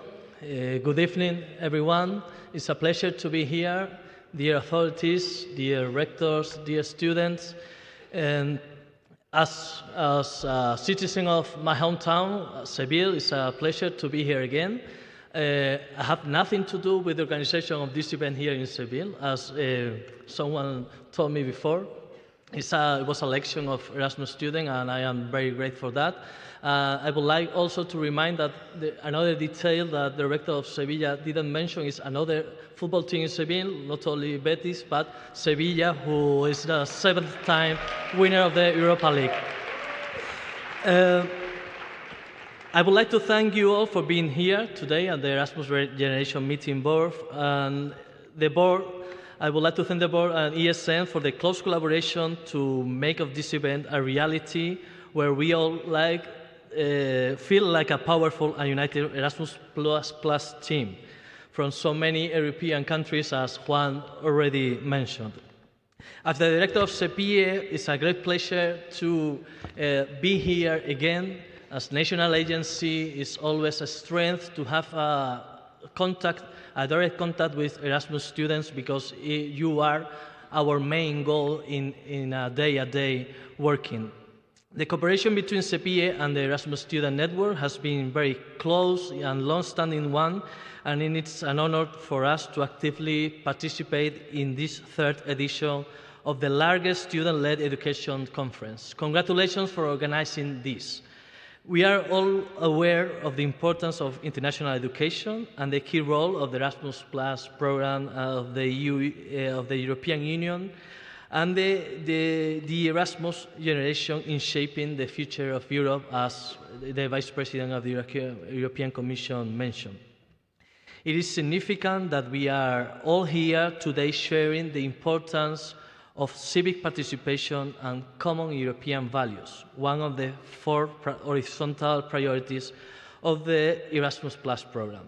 In the light of recent events, this Erasmus Plus priority has become of vital importance, as strengthening citizens' understanding of the European Union for an early age is crucial for the Union's future.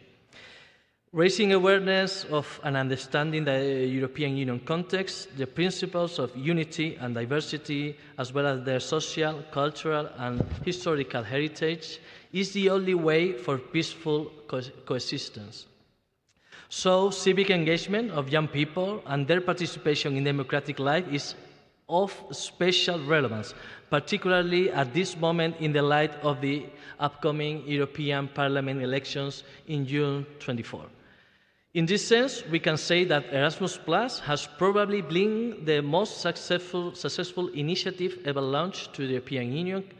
It's the most successful initiative for the European cohesion, and it has become the flagship program of the European Union. Erasmus Plus is the soul of Europe. We, as national agency, and you, as participants, are the best examples of what the Erasmus Plus program offers to us, and it is our obligation to reach as many people as possible in all corners of all our countries, with a special focus on those who face greater challenges in accessing the program. This is one of our main priorities, inclusion. I do not want to take up more of your time, but before we enjoy the musical performance by the wonderful Erasmus Orchestra, I would like to kindly thank the Junta de Andalucía, the Dance Conservatory of Seville, Antonio Ruiz Soler, the Music Conservatory of Seville, Francisco Guerrero, and the Youth Orchestra of Andalusia. And of course, I would also like to thank you, each one of you, for traveling to my hometown, to Seville. I wish you a great stay here, and I hope you can enjoy all of their marvelous corners. And without further ado, I will give the floor to Sara, the director of the Italian National Agency, INDIRE, to whom I would like to warmly thank she and her team for all the great support and fruitful collaboration between our national agencies. Thank you very much, and remind that once you are Erasmus for all your life. Thank you very much.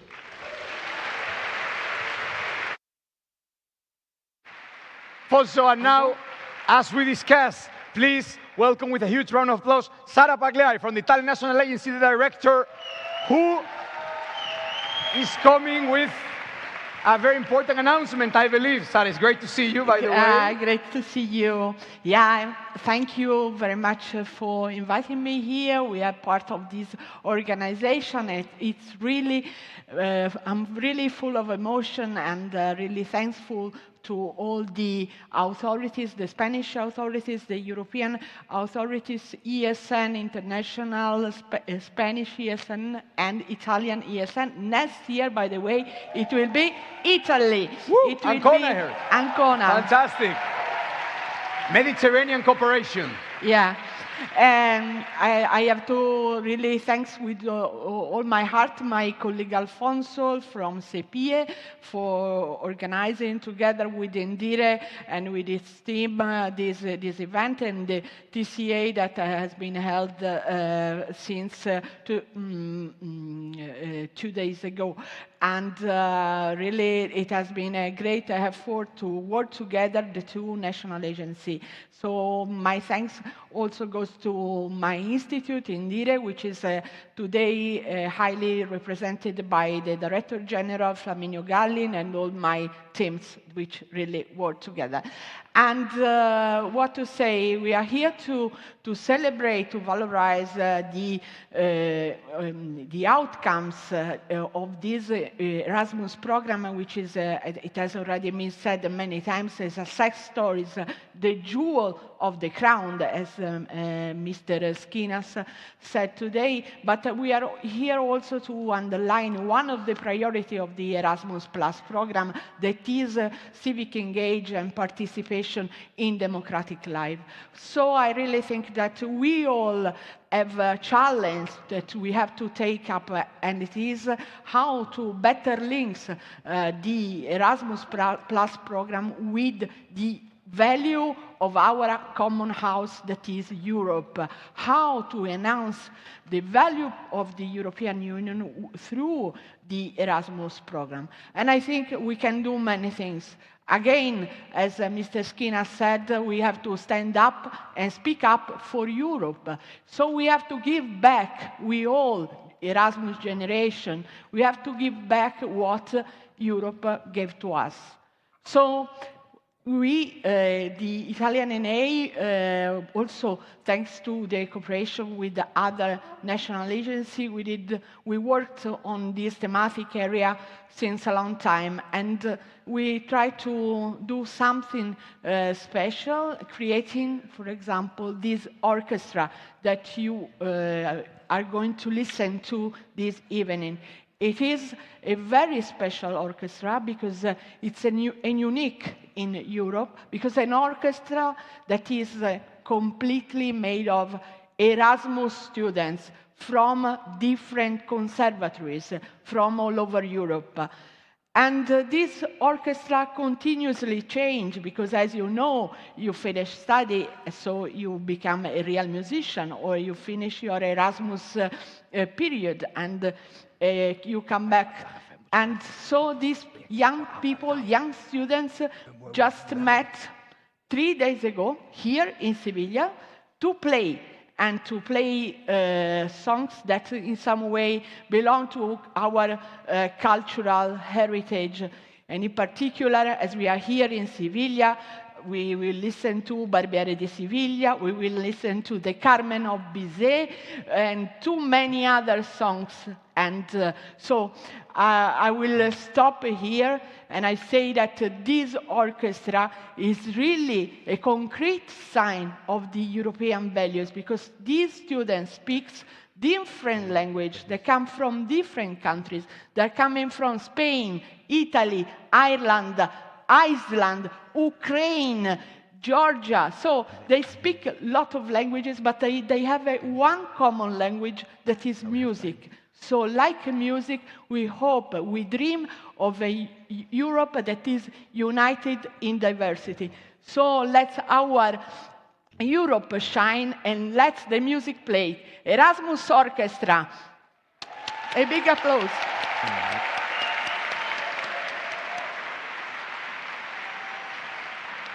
Erasmus Orchestra is directed by the maestro Elio Orchestral. Thank you, and have a nice listening and evening. Thank you very much.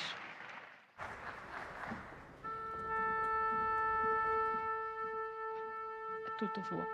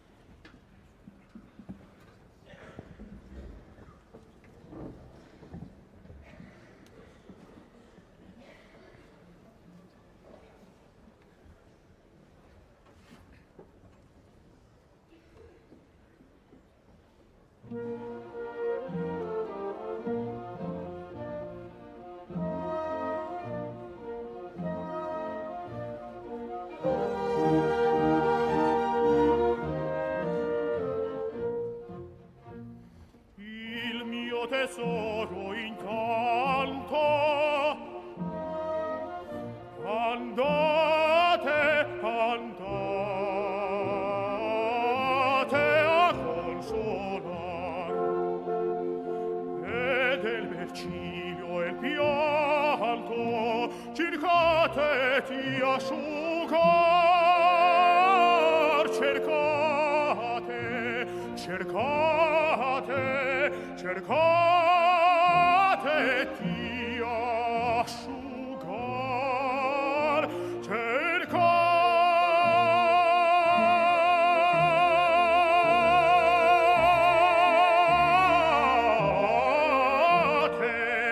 di asciugar, e quelle che i suoi torti a vendicar io vado, a vendicar io vado, che sol distrace morti, non sia volio tornar, non sia volio tornar, sì, non sia volio tornar.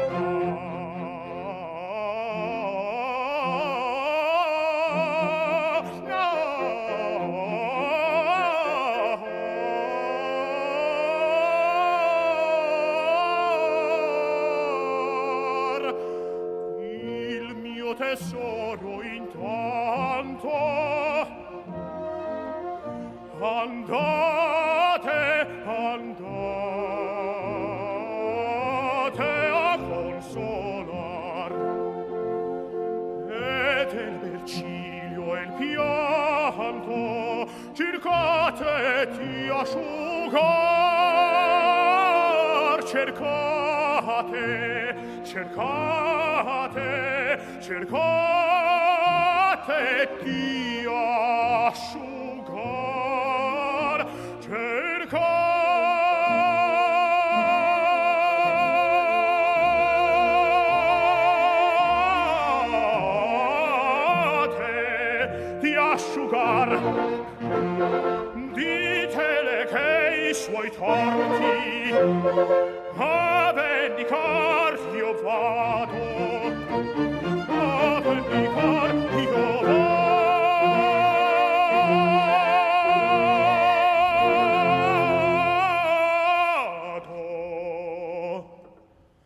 Che sol di stracci e morti zio volio tornar,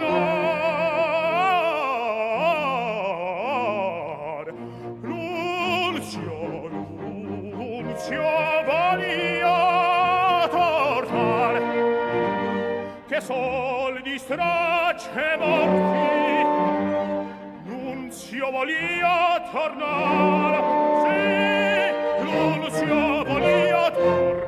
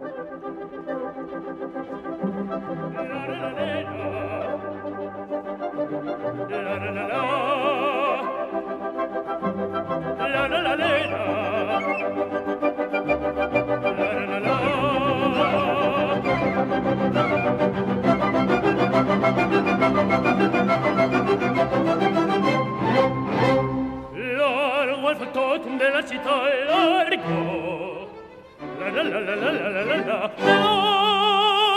Presto bottega che l'alba è già presto, la la la la la la la la la.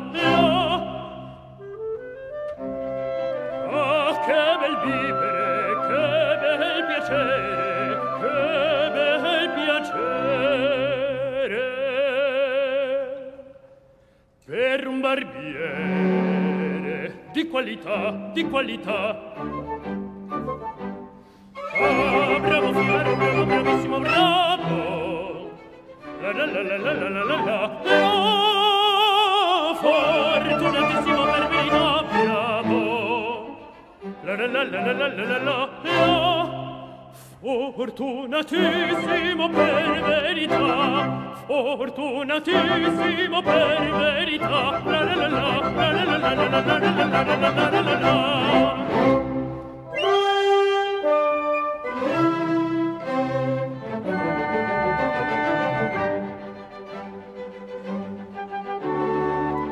Pronto a far tutto tutto l'anno e il giorno, sempre d'intorno in giro sta, miglior cuccagna per un barbiere, vita più nobile non si dà.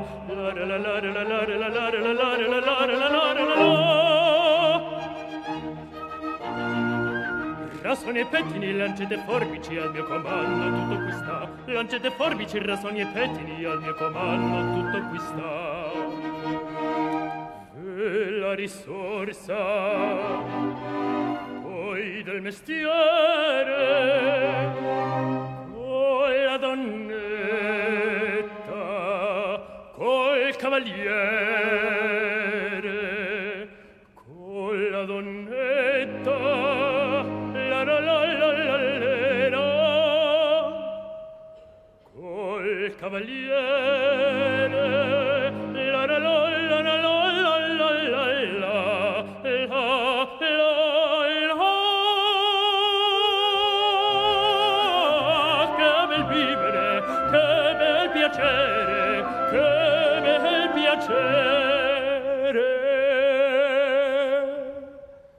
Per un barbiere di qualità,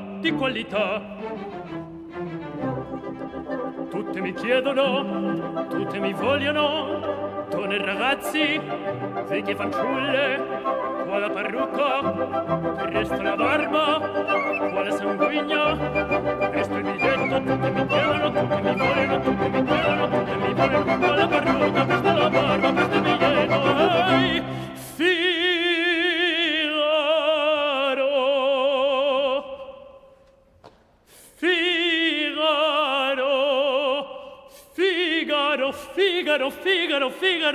Figaro, ahimè, che furia, ahimè, che folla, uno alla volta, per carità, per carità, per carità, uno alla volta, uno alla volta, uno alla volta, per carità.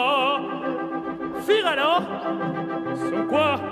Ehi, Figaro, son qua, Figaro là, Figaro qua, Figaro là, Figaro su, Figaro giù, Figaro su, Figaro giù, quando tantissimo sotto mia femmine sono il vantaggio della città, della città, della città, della città, della città.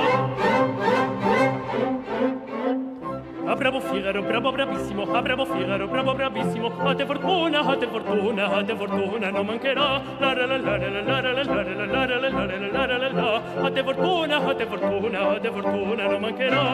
Sono il factotum della città, sono il factotum della città, della città.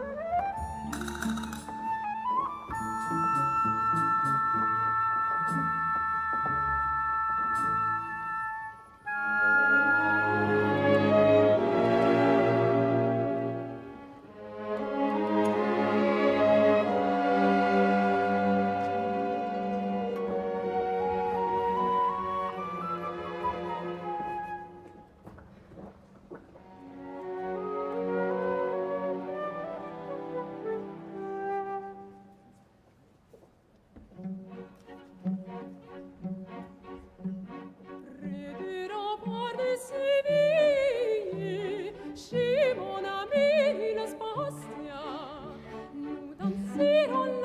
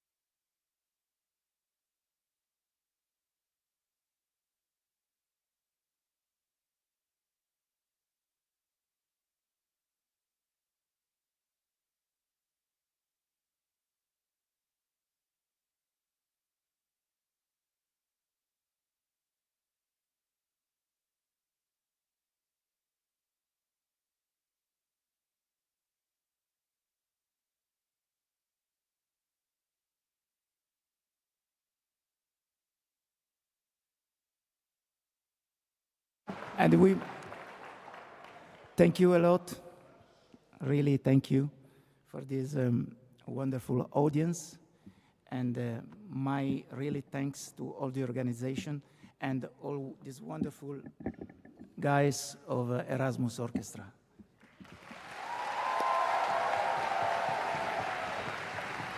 We want to dedicate to you a particular encore, but the conductor will be a student of orchestra conducting in the Conservatorio of Frosinone in Italy. I will not tell you.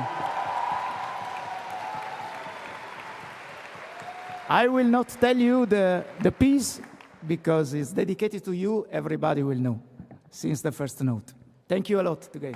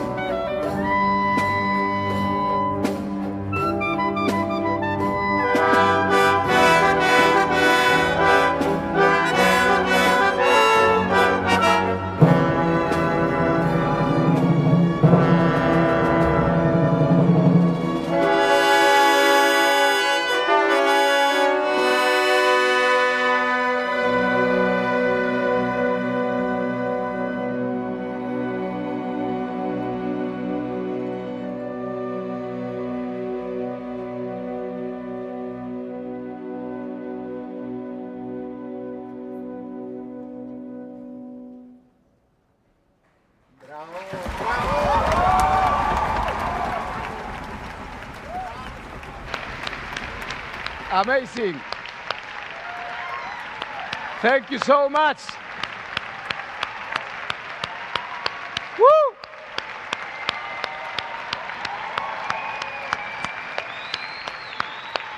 Come on. Yes, please, the final round of applause. Yes! The Erasmus Orchestra, everybody. Come on. That's it. That's the power of the Erasmus generation. Thank you so much. You were amazing.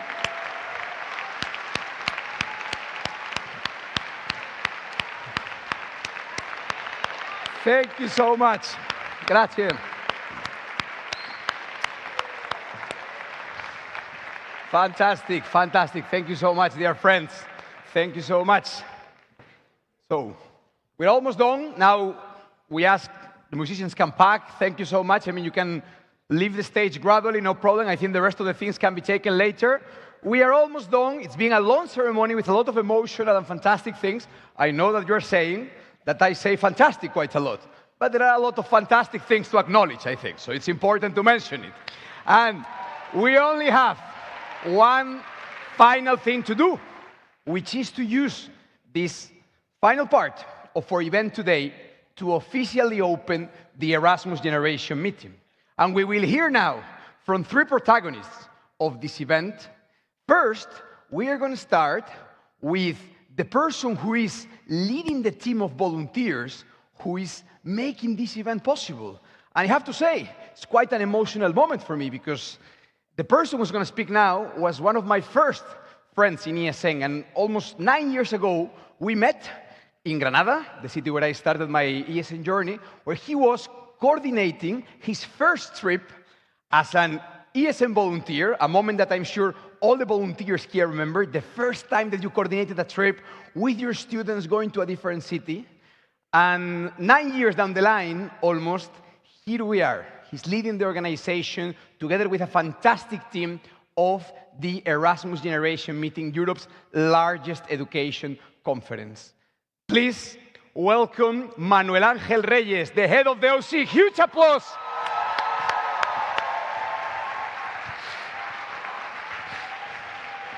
Woo!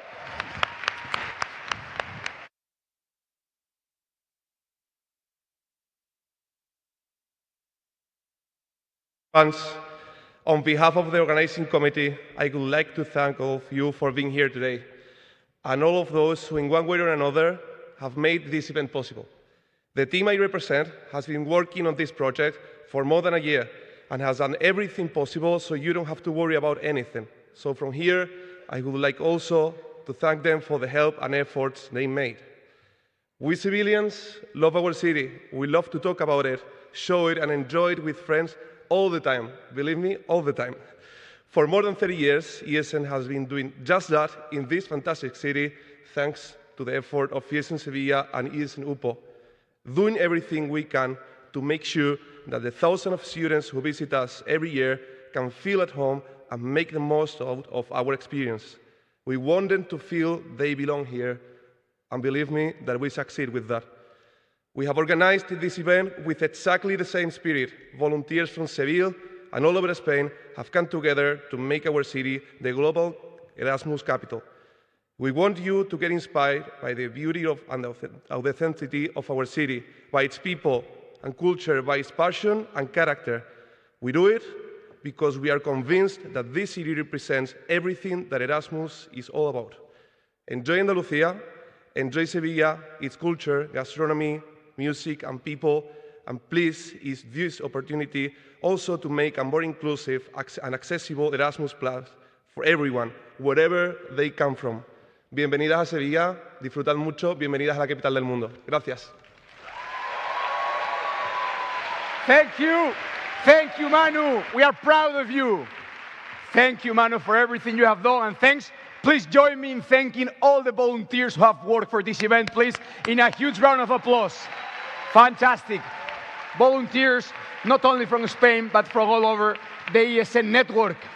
And now, it is a pleasure to welcome our next speaker, who is the president of ESN Spain, one of the leading countries in our network, who in the last few years has been working hard not only to implement EGM, but also to push education and Erasmus Plus even further in the country. Please, Ángel Pérez, the floor is yours. Huge round of applause.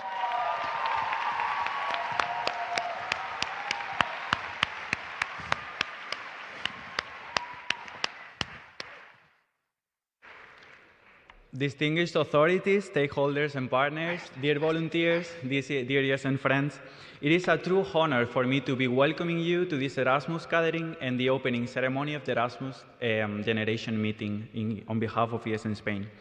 Today I stand before you with great pride in Andalusia, my home region, hosting the largest event in the history of our organization. We have the honor of hosting institutional partners that have been fundamental not only in the success of this event, but only in the Erasmus Student Network movement in Spain. First and foremost, and also talking about home as it couldn't be otherwise, I'd like to thank the amazing organizing committee, Manu, Blanca, Adri, Laura, the more than 70 volunteers from ESN Spain behind the organization, and the hundreds of volunteers from all over the network which have made this event possible, from the content team to the program team, media team, IT team, safety team, and of course with the invaluable support of our colleagues in the international board, led by our colleague Adele. If it wasn't for her, we couldn't be here today, so thank you for that. In such a significant and unique opportunity, it is really important also to thank the international and national stakeholders that wanted to be here with us today. Thank you for your unwavering commitment in helping our mission of enriching society through international student mobility. Thank you to the European Commission representation in Spain, European Parliament Liaison Office, the Conference of Rectors of Spanish Universities, ministries, European University Alliances, universities, youth organizations working in the fields of internationalization and youth. It is a true honor to have you here, and thank you for this commitment of fostering international exchange and cultural among young people.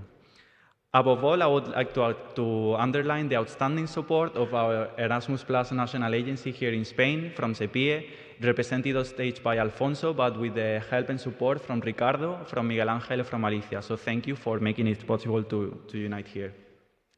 More than 1,500 people united here today, from all corners of Europe and beyond, making history not only in our organization, because we know and we understand that our commitment and our power, our responsibility goes beyond the purpose of our own organization.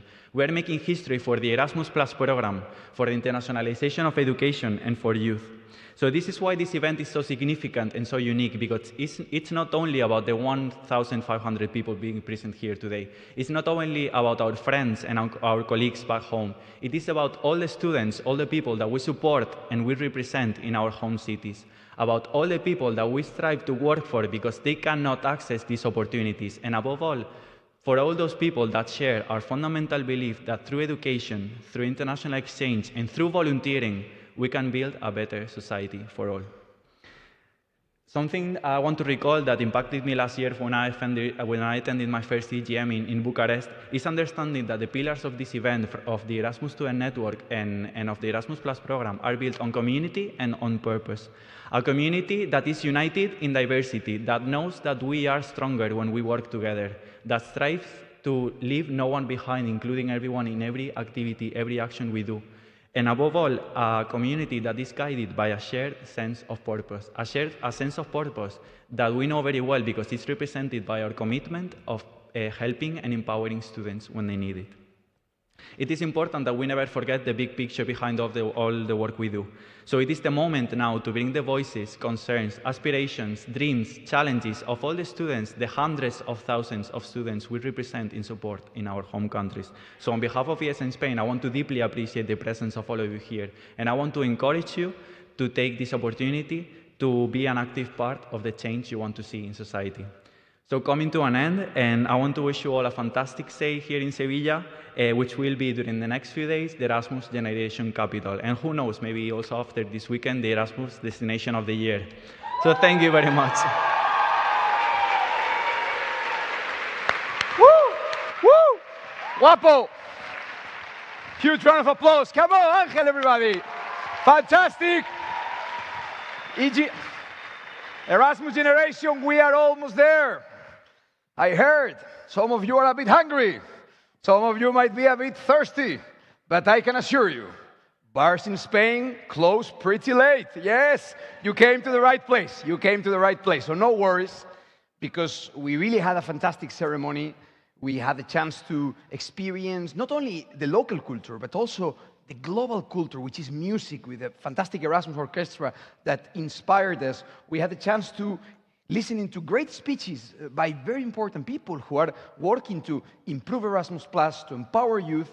And as Erasmus generation, as Erasmus community, ESNers, TCA participants, stakeholders, we should feel very proud of what we have achieved today.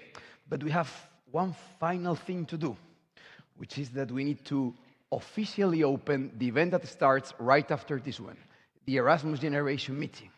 We have the final speech of the day, and I want a huge welcome for the president of the Erasmus Student Network, Rita Diaz. The floor is you, Rita. Woo!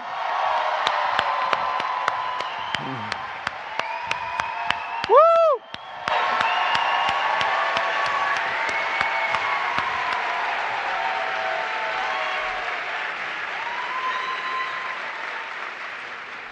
Thank you so much. Excellencies, dear authorities and partners, organizing committee, volunteers, and dear content team, and of course, dear Erasmus Network. We are gathering here today to start the beginning of a new journey, a journey that holds immense significance for the future of international mobility in the years ahead. Through the relationships we are forging in the coming days, international cooperation will emerge as a cornerstone in realizing our shared objectives. We hope that these next days will be the start of a beautiful journey that we can lead on each other for a better future and a better world. But we are here today to celebrate the spirit of the Erasmus generation. Today in this room, we have participants from different events, between them students, universities, and national and international authorities representing more than 70 nationalities. These representatives not only share their own identity, but they wave the flag from different cultures, customs, and religions. This demonstrates that even if we are not from the same place, we are all here gathered because we desire the same thing for our future and the future generation of international students, more equal and equal access for international mobility. This is what the celebration of the Erasmus generation is about. This is why we are here today. It seems like a dream to think that in 1987, the Erasmus Plus program was a mere pilot, a dream of the ones who had the ambition and the audacity to want a better future for Europe and for the world. But it was exactly by the power of dreams that we have here today with us 1,300 ESN representatives gathered in Seville, because ESN Spain took the challenge of organizing the biggest event in the history of ESN. It's a true honor for ESN to have volunteers like you in the network. Your dedication and passion is what makes ESN dreams come true. You know, sometimes it takes a spark, a small flame that starts to grow slowly, leading to mobilize a group of young people to act to make a difference. This is what volunteering is about, a spark and the willingness to make a change. And sometimes, the most remarkable ideas are not born in meeting rooms or in offices. They are born with peer-to-peer learning, with young voices taking the lead. And this is exactly how EGM was born, leading from the power of volunteering and the capacity to make a difference. But most importantly, it was created for all of you to be able to look back and cherish every single memory. However, dreams also need effort and dedication to be achieved. And it was by the grace of many international volunteers that this edition of AGM became a reality, especially thanks to our amazing content team, which has invested countless hours developing the event, and to the current and past international boards, who have worked tirelessly and step by step in this journey. As international cooperation beats in the heart of Europe more than ever, I must express my gratitude to every single authority present during these days. Your contributions to the content of AGM demonstrate that cherished commitment to foster collaboration through common objectives are absolutely key. I must especially thank Sepie and Indiri, who united made today's event a reality. With the presence of around 350 international guests, we see tangible proof that collaboration is not only achievable but also transformative. It allows the fact that while alone we can accomplish our individual goals, together we can accomplish something more important, change in society. And, of course, we must thank you, the Erasmus generation, the ones that are working day by day for the enrichment of society to international students. This event is organized for you. For some of you, this is not the first time attending an international event of ESN. This is probably the second, the third, or even the fourth time. We all know who you are by now. You are the ones committedly to continuously inspiring society. However, I would like to address the ones that are attending an international event for the first time, the ones who probably don't know what to expect from this experience. I want to assure you that AGM is the start of a bigger journey and that you are now opening a new chapter on your ESN story. The story of ESN started 35 years ago, and we are now here today because a group of former Erasmus students decided they want to give back what Europe has given them and support the participation of others in mobility. 35 years ago, the foundations of what is today ESN was created in the city of Ghent in Belgium, which makes today AGM extra special. We are here today to celebrate our achievements, not only with policy changes for international students in our changes in grant levels, but also for the network that grew out of the borders of the higher education area and is now present in 45 countries. And most importantly, we are celebrating our volunteers and recognizing all the work that they have been doing through these 35 years. This event is for you. These 35 years are for you. For the course of the next 3 days, I invite you to reflect on what it means to be a member of the Erasmus generation. I can assure you that there will be different conclusions driven by the diversity and representation in this room. However, there will be a familiar feeling, belonging to something greater than ourselves. This feeling is at the core of the Erasmus generation. It's about the particular sentiment that only we can explain, the feeling of supporting a group of international students during their trip on your country, the joy of showing them your hometown, showing your local recipes and opening the doors of your home during the holidays. But most importantly, it's about showing them that international mobility is the best feeling possible. This is the essence of the Erasmus generation, the willingness to give back what Europe and the world has given us, an opportunity to grow from the eyes of another. It's exactly from the Erasmus generation meeting and the support of internationalization and youth that AGM was created. And this year, we could not touch in a most relevant theme, and for the future of mobility, removing barriers to active and equal participation. Going abroad can be a bumpy road, full of challenges, but ultimately is an opportunity that many of us in this room had. But what about for the ones that didn't have this opportunity to go abroad? The ones that didn't have a possibility or even feel that this was a possibility for them? Mobility must be a reality for all, and it's our duty as the Erasmus generation to make this a continuous fight to be a reality. Connecting with our team, this AGM vision presents with us two very important pillars: inclusive internationalization opportunities for all students and young people, and participation in democratic life in the light of the European Parliament elections in 2024. These are very crucial themes for the next few days, as you are going to enjoy in our very beautiful content in the next days, but also for the very next months. It's through your participation in the next AGM and by reflecting in the pillars of the event, I call your attention to the importance of the next month's developments for the future of international mobility. In June, the EU citizens who head to the polls in one of the most decisive elections for the future of Europe, higher education, and the Erasmus Plus program. The results of this election can significantly impact the framework of the next Erasmus Plus program and the future of ESN. Therefore, I encourage you to make the impossible possible. We need the Erasmus generation to mobilize young voters and to emphasize the importance of voting in the next 3 elections. It's not about the people that are in this room. You are the ones that are going to make a change, but we need the ones that not even consider to be in this room. Now you are wondering, how can I achieve these goals? By fully engaging in the next day's activities. We count on the support on every single person in this room. And to add even more significancy to the next elections, as mentioned by many previous interventions, the European Commission has just taken a step forward by launching the higher education package, which will lead to the next European degree, which is an incredible new ambitious initiative for the future of learning mobility. But although ambitious initiatives need to bash an ambitious budget, and this is what we need to strive for. We need to continue fighting for the increase of the budget of the Erasmus Plus program. And we have a tremendous task ahead, both concerning the future of Europe and the future of mobility, which has led us to discuss on the Erasmus Plus program 2028-2034. I know that seems a bit far by you, but the discussions will start now. And we want every single one of you to be part of this process.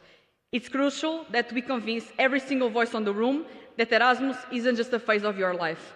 It's a transformative journey that can redefine your entire path. But I'm more confident than ever that we can accomplish this. There is no better organization than ESN to drive change in society. And you demonstrate this with every single action you do.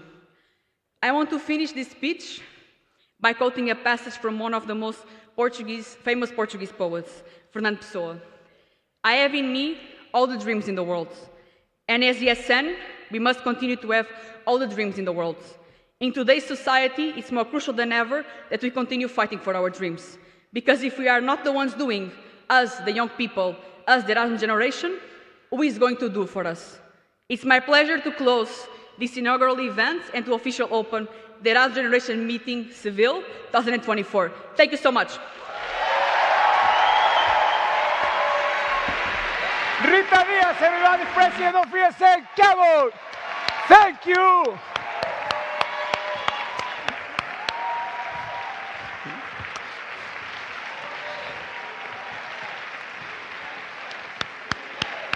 ESN! ESN! ESN! One more! Woo! And that was it for today, my friends. You have been fantastic. You have been an amazing audience. Thank you so much for making today possible. We did it once again. And now, enjoy the event and see you soon. Long life the Erasmus generation. Yes! Thank you.